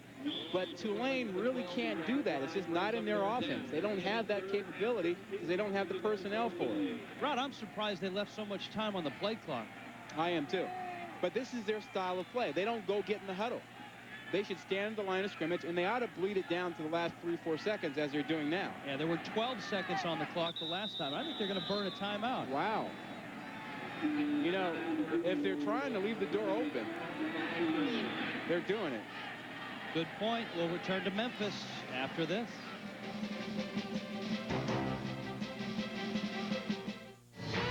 Look at me. You recognize me? I am the man you want. I am Jean Valjean. Liam Neeson, Jeffrey Rush, Uma Thurman, Claire Danes. Cosette will always be safe with me. Pay-per-view delivers classic romance. Les Miserables. Epic entertainment, easy to order on pay-per-view. The new Mitchell Buick Honda announces their grand opening of their used car department, featuring pre-owned Buicks, Hondas, vans, utility vehicles, and trucks. Mitchell offers a huge selection, top trade-in value, and 12-month bumper-to-bumper warranties. Buy with confidence. Factory-certified pre-owned vehicles feature a 110-point safety inspection and 6-year, 72,000-mile powertrain warranties. Maintain your vehicle's performance at their new service facility. Check out the great deals and huge selections at the new Mitchell Buick Honda, Hall Road in Romeo Plank, just east of Lakeside Mall. Sean King of Tulane on top 41-20. We asked him yesterday his thoughts on being snubbed by the Bowl Championship Series. Shame on you, BCS. Well, we can't control that. I mean, everybody says our schedule was soft, but I mean, we didn't make the schedule. We just went out and played the game. So if we win the last game, we will be fine. I mean, regardless whether the AP or coaches, they pick us. I mean, if we're 12-0, then I mean, they can't take that from us. He's right about that. Third down, going deep. Flag down, interference. Rob Warkup on the coverage. The ball hit him between the 2 and the 8. The problem was it was the 2 and the 8 on his back. Huh.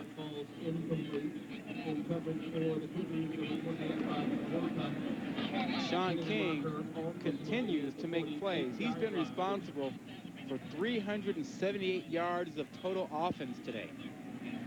14 rushes, 36 pass attempts. 110 yards on the ground, 268 in the air. It's a 15-yard penalty. The indication from the referee, interference against Brigham Young. Here's the end of the play. And Warkup had no idea where the ball was. Rob Warkup never looked back, couldn't find it, and he got flagged. You have to turn your head around, Rich, and find the ball to avoid the penalty.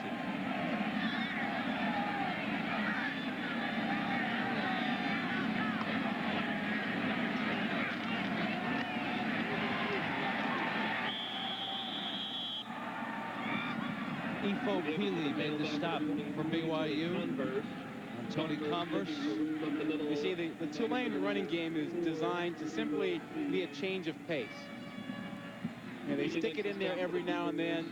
They hope to pop some things, but they can't line up and run the ball. And that really hurts them late in the game when you want to finish off a team and protect the lead.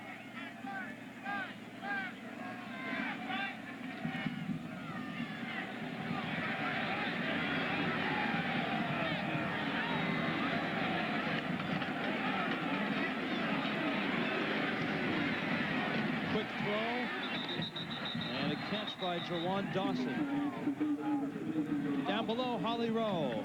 Guys, Chris Selfo had a fast pace once he found out he was the head coach of Tulane. He got a call about 1:30 in the morning. He hurried and called his recruits that he was recruiting for Georgia. He had a staff meeting at 7. He met with the players at 8. The one critical thing he forgot to do, call his wife Nancy and say, honey, we're moving. I don't know if he'll live that one down for a long time. I think she heard about it on news reports. Yeah, he's in trouble. You know, he had to give her one heck of a Christmas present. Well, this isn't a bad stocking stuffer right here. Adrian Burnett, Dirk Stevenson made the stop on 3rd down, and now Tulane's going to have to punt the football. Though BYU, with that pass interference call, has lost about 2.5 minutes off the clock. Yeah, it may never be this good for Chris Selfo again. An undefeated season. In his first game, he takes Tulane to a perfect season and a bowl win.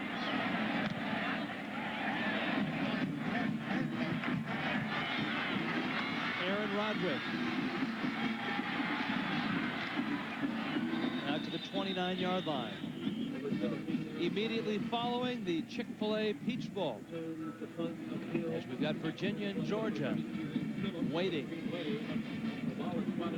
Here in Memphis today, after Brigham Young put the first points on the board, the Tulane Green Wave has come out and shown the country they deserve the recognition. And Sean King has sparkled. Well, maybe it wasn't so much who was coaching the team as who was quarterbacking the team. That's why it may never be as good for Chris Selfo as it is right now. He's got to replace Sean King. Federick throws short to the 39-yard line.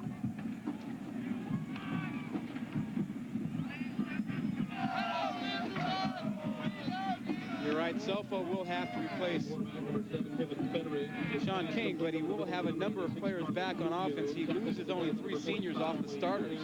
He'll have his entire defense back except for 1 senior. Kalani Sitake with the catch. They'll stop the clock and move the chains. BYU in their hurry-up mode right now.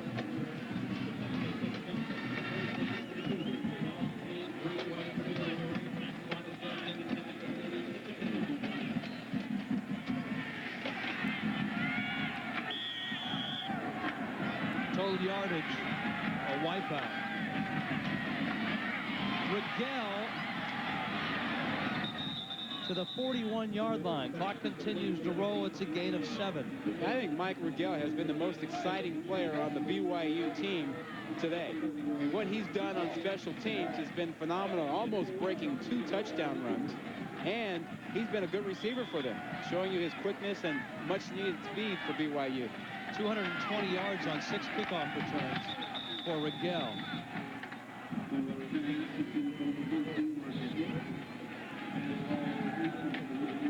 Incomplete. It'll bring up 3rd down. Charlie Steiner and Todd Christensen standing by for the Chick-fil-A Peach Bowl from Atlanta. And there are some exciting football players on display in that game tonight. Oh, let me tell you about Champ Bailey. Champ Bailey. No longer a poor man's Chuck Woodson, huh? He's right up there now.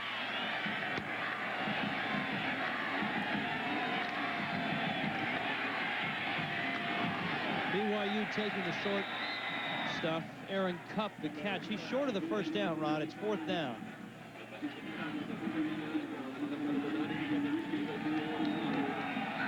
BYU will obviously go for it here. They need to do this simply out of pride.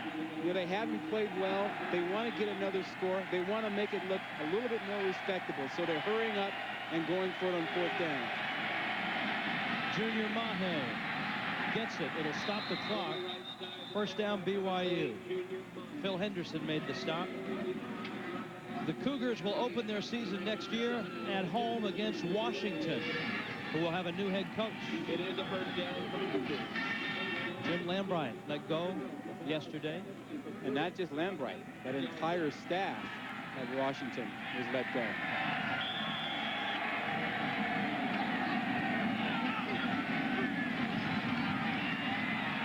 Federick Sitake lost the football. It's picked up. Ben Horton's got it at the 16-yard line. Noel Ellis made the hit, which knocked the ball loose. Well, Ben Horton will be back next year. He caught a touchdown pass in the first quarter. He's only a sophomore. One senior will leave the BYU offense. Watch the end of the play here. Watch Horton, who's just working very hard at the end, to come in and recover this ball. He could have given up on this thing, but Ben Horton got in there. Federick, his throw is incomplete, and it's second down. Tulane's schedule knocked this year, improves next year, Rod. They've got Syracuse on the road, Ole Miss on the road, and they've got Southern Miss, obviously, in Conference USA. Well, it's too bad you didn't have Tulane and Syracuse this year. Would have been nice to see Sean King and Donovan McNabb on the same field.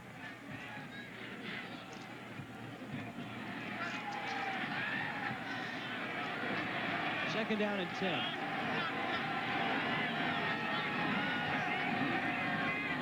Waddell in motion. Federick going to run for it. Inside the 5, he's got a first down. Cedric Clemens, the stop.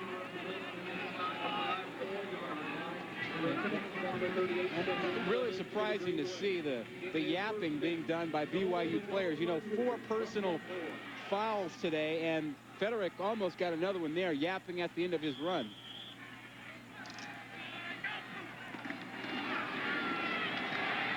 Mahe to the 3, and the clock will continue to run. Kevin Federick will be back next year. Junior Mahe will be back as well for Brigham Young. Second down. The ball is the 3. And they'll be part of a new conference. The Mountain West. Mahe in, touchdown BYU with 1.5 minutes left.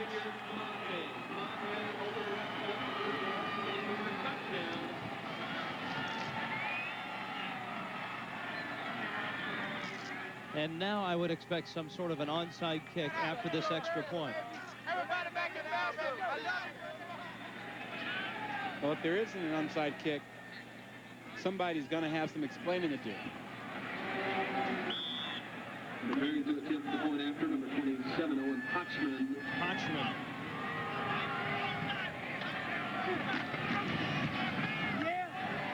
Hotchman's point after attempt is good. 1 minute and 30 seconds. In the 1990s, perfection has been elusive for a lot of programs. Tulane is about to achieve it. All but the 94 Penn State team shared in a championship. Tulane, 12-0, and can you really fairly say, forget about them? Well, in this day and age of the Bowl Championship Series, computers and polls, you know, one big difference between what BYU accomplished in '84 and what Tulane has accomplished here, Brigham Young had a quality win in '84. They went on the road early in the season, and they beat the number 3 team in the country, Pittsburgh. You know, but I don't care about all that. I mean, you line up and you play 12 games, you win them all. You need to have somebody show you on the field that you're not that good. Now, you've been lobbying and telling me all year long you're not in for a playoff system. Wouldn't a playoff system accomplish that? A playoff system would, and the only way I could see one making sense would be that if you limited it to like 4 teams and you did it with maybe the 4 major bowls or so. That way you don't wind up extending the season very much. You don't have to worry about sliding certain teams. And I think it only works if you automatically include any undefeated team. BYU would have fit that bill back in '84. Yeah, I mean, if you have a playoff system this year, you have Tennessee in there, you have Tulane in there, and then if you want to use some formula to pick 2 more, who cares? I mean, all those other teams will have lost a game. Use a formula. But if you win them all, you ought to be able to be in the playoffs. Here's the onside kick we ordered. It goes 10, and Tulane has it. And so this thing is over.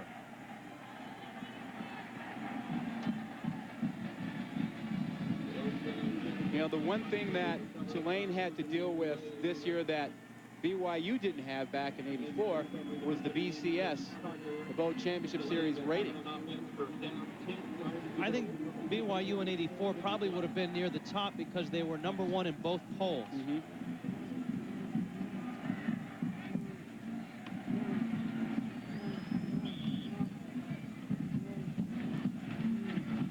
Sean King.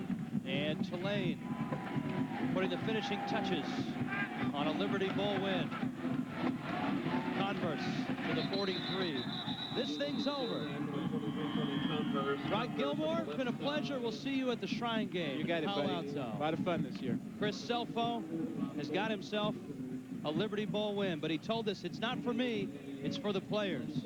And Tulane has done it. The ball spotted at the 44-yard line, second down and about 9 yards to go. Time out on the field of the accident. Sean King, the senior, finishing his career at Tulane. 12-0, the Green Wave, defeating BYU in the AXA Equitable Liberty Bowl. For Holly Rowe and Rod Gilmore, I'm Rich Waltz. 41-27, Tulane beats BYU. This has been a presentation of ESPN, the worldwide leader in sports. We're headed to the Chick-fil-A Peach Bowl. Take it away, Charlie. All right, Rich, and we welcome you to Atlanta, Georgia. And we've got a good one today. Virginia in search of its first 10-win season in a decade and the second in the 110-year history of its football program. Champ Bailey is standing deep. He will receive the kick. Champ Bailey, of course, is the Defensive Player of the Year in college football, the Nagurski Award winner. He is also the second leading receiver for Georgia. Virginia will run the ball a lot, and Thomas Jones will do the bulk of the running. Jones rushing for 1,300+ yards this season. The head football coach for Virginia, George Welch. At the age of 65, it's his 17th season after 9 years at Navy. 12 straight winning seasons. He has been to a bowl in 8 of the last 10 years. Jim Donnan at the age of 53. It's his 3rd season at Georgia after 6 years at Marshall. 10-2 a year ago, 8 up and 3 down this year. The Bulldogs have won 19 of their last 24. David Green kicking off for Virginia. We are underway in front of a sold-out Georgia Dome. And here is Champ Bailey. Run out of bounds at the 25-yard line. And now let's meet the starting lineup for Georgia. Olandis Gary is the primary running back, but it's Quincy Carter's show. The wide receivers. Tony Small is his favorite wide receiver. Michael Greer is a big play man. Watch for him, 36. The offensive line on the left side, 79, Matt Stinchcomb. Academic All-American and first-team All-American. They think he is going to be a first-round draft choice, and he is going to be in a pitched battle with the Virginia defensive end, Patrick Kearney. Here's Champ. Wrestled down after a gain of maybe a yard or two. Now let's meet the starting defensive core for Virginia. Patrick Kearney, we told you about. 15 sacks on the season, 2nd in the country, behind Wisconsin's Tom Burke. The linebackers for Virginia are the 3 leading tacklers on the ball club. Wally Rayner is going to be a very busy man today. And in the absence of Anthony Poindexter, Adrian Burnham has really stepped up at free safety. It is 2nd down and 8 yards to go. Quincy Carter's first toss. We told you about Michael Greer, and it looks like he's got himself a first down. Well, with Bailey as the inside receiver to that side, he is going to attract an awful lot of attention, and Greer will have the opportunity today to get man-for-man coverage on the outside. Greer is one of those guys who's not all that big, not all that fast, but all he does is make plays. 5'10", 173. He's from Athens. Didn't stray far from home. 1st and 10 and out of the eye. Larry Brown, the tight end, in motion. And look at the hole for Olandis Gary. And it looks like he's got himself a dozen yards and another first down. Rick Lance, the defensive coordinator for Virginia, pointed out that if Georgia had opted to go straight with their I formation, they feel like they could be a very dominant team. Take a look at the point of attack. All the white shirts on the blue shirts creating a giant crease. Good block on Rayner, enabling Gary to get into the secondary. Gary's a big man, 5'11", 213 pounds, a senior.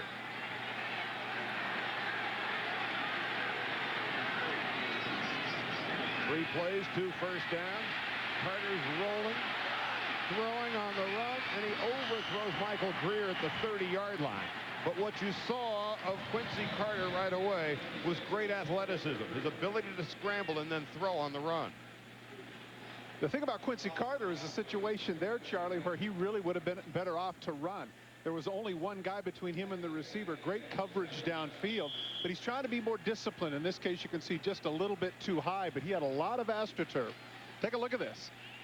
You know, this is a guy 6'3", 220, 4.5 in the 40. I'm thinking that at that juncture, maybe he should have taken off and gotten the first down. But he also showed quite a gun for an arm. A center fielder in the Cubs minor league system. It's 2nd down and 10. On the option, here's Gary. And Gary is out of bounds in Virginia territory at about the 46-yard line, short of the first down. A gain of 7. It'll be 3rd and 3. It is now over, and Tulane has finished an undefeated season. Congratulations, of course, to Tommy Bowden, who is gone.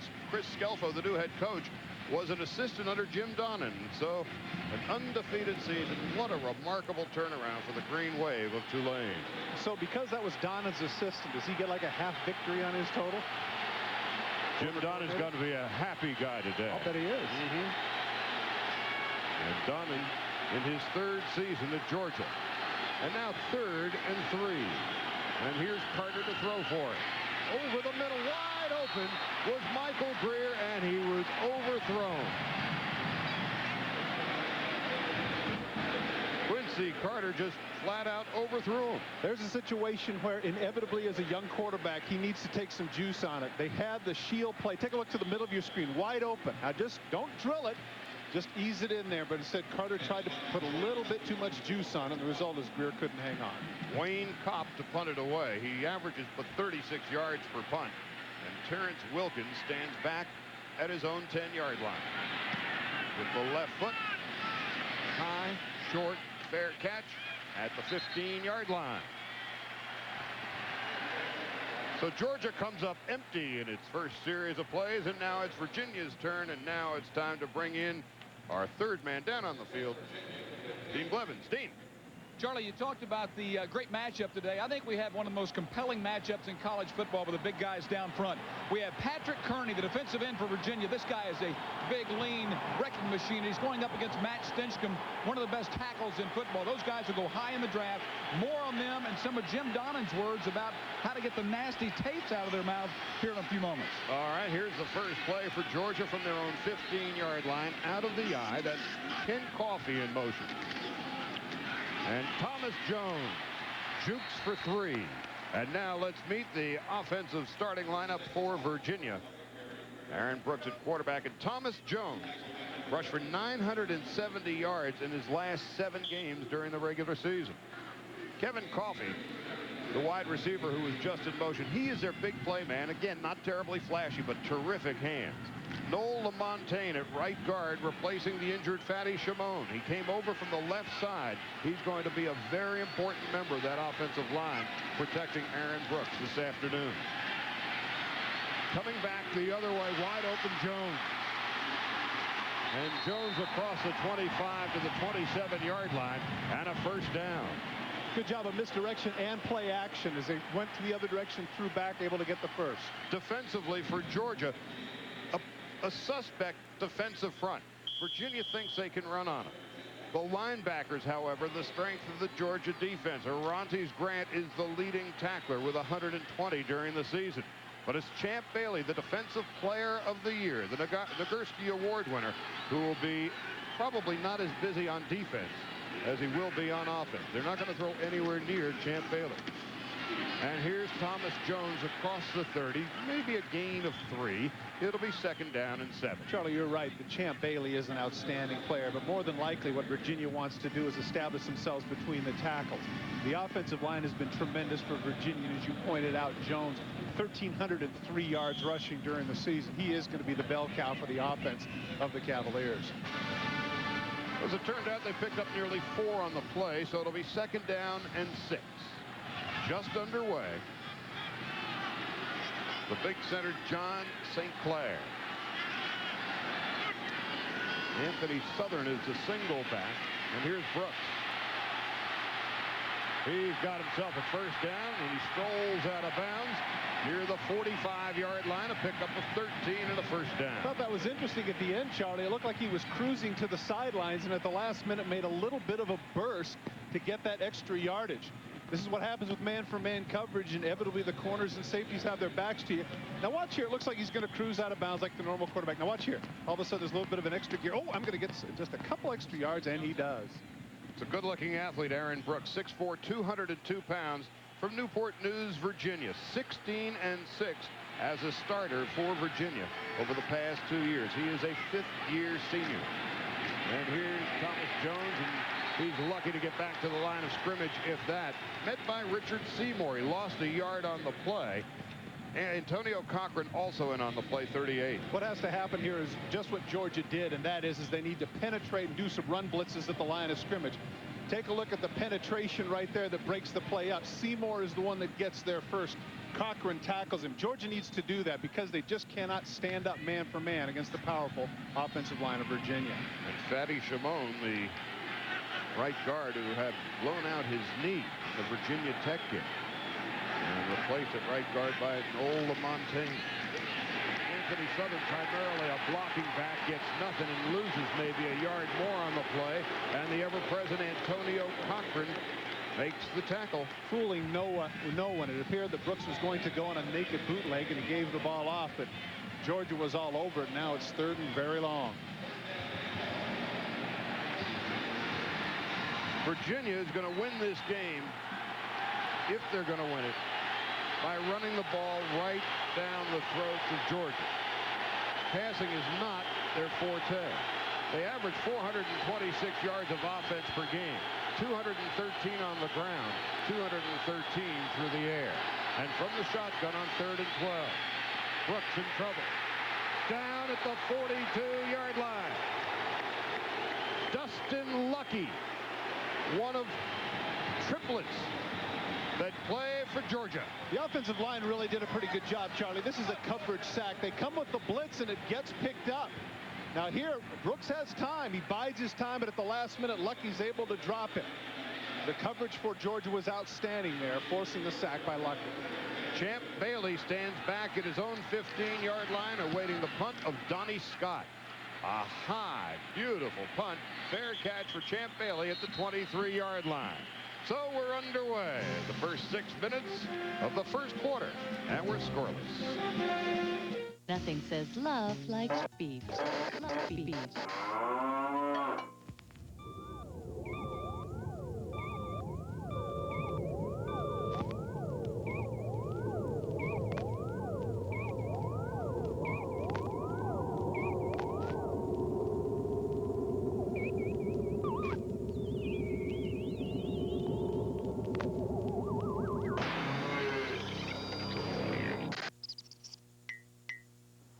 I heard this story about a group of tourists who were searching for Western heroes. Come on, baby. And they got a little off track. We're sunk. Luckily, there are heroes found them. The legendary Ford F-150. Yeah, Gary Cooper. Looks like you could use a hand. With an available 5.4-liter Triton V8 that delivers more pulling power than Dodge or Chevy. Now there's a happy ending. Ford F-Series, built Ford tough. I think of myself as a supportive mom. Joey counts on me to be there for the whole game. Win one for Mom, Joe! Even when I have a sore throat. Joey! Joey! Watching Peterson, I know your mother! So I count on Chloraseptic. 5 sprays gives me fast, long-lasting relief, so I don't have to miss a second of the game. We're going into overtime! Let's kick some Cougar butt! Chloraseptic, 5 sprays for instant relief that stays. Yay, Chloraseptic. And congratulations to the Green Wave of Tulane. My, what a long, strange trip it's been for them. Finishing the season undefeated, 41-27, 12-0. You know, you and I, Charlie, had a game with them last year against Syracuse up in the Carrier Dome, where they almost, came within a yard of upsetting Syracuse. And even then, you know, let's not sound like we're Nostradamus, but I think even you and I commented after the game, this is a coming team, and look what happened. I remember Tommy Bowden saying to us, well, they're fixing to fit me for a hanging or a halo. He got the halo, but he left town with it. And here's Quincy Carter taking it out of bounds across the 25. You know what'll be interesting too, Charlie, with regards to that is Tulane undefeated, and I think both Rich and Rodney talked about it. Where are they going to end up here? 12-0? Got to be in the top 10, don't they? Maybe in the top 5. What do you think? Well, Virginia certainly wants to lay claim to a top 10 position if they can finish off the Dogs today. And what an amazing story it's been for George Welsh. From 1953 to 1981, Virginia had a grand total of 2 winning seasons. Under Welsh, it had 12 in a row. Underneath to the tight end, Jermaine Wiggins. And Wiggins is brought down just shy of the 40. And a first down, Wally Rayner with the tackle. And that is Uga. Little delay route at the line of scrimmage. They have the protection. He's able to get underneath. The tight ends for Georgia have been very effective this season, combining for 54 catches. Wiggins along with the starter, Larry Brown. And here's Champ Bailey. Bailey has played in 6 of his last 7 games. 100 plays, offensively and defensively, and he's flanked down to the bottom of your screen.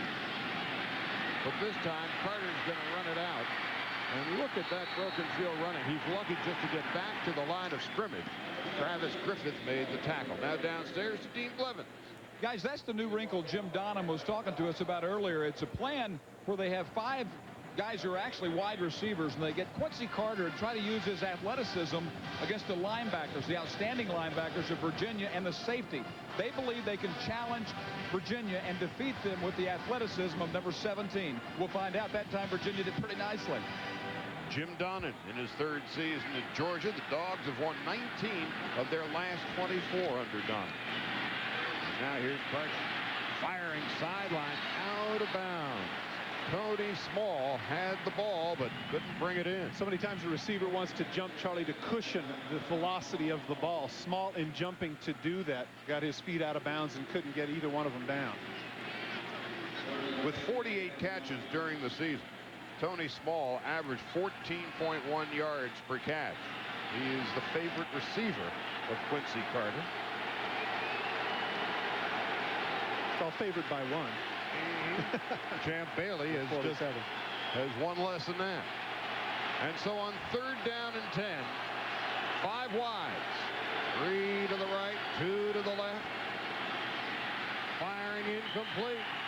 In on a big rush was John Duckett, 34, and Carter was lucky to get rid of it. Carter just 2 for his first 6.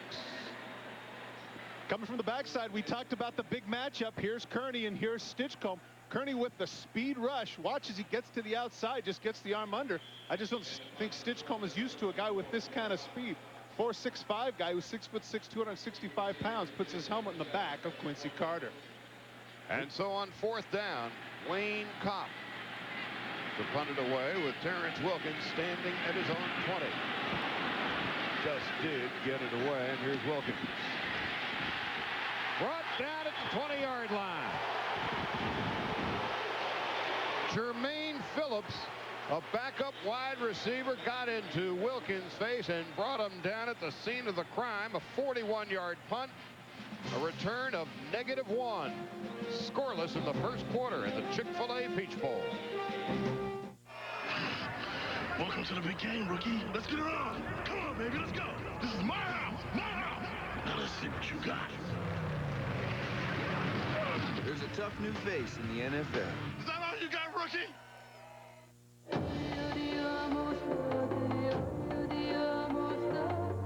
Today, we could be part of someone's wedding.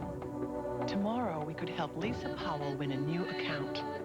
This evening, we might bring sweethearts together. Because every day, every one of us is personally involved in connecting every one of you to your reason for flying. And we all have the same reason for doing it well.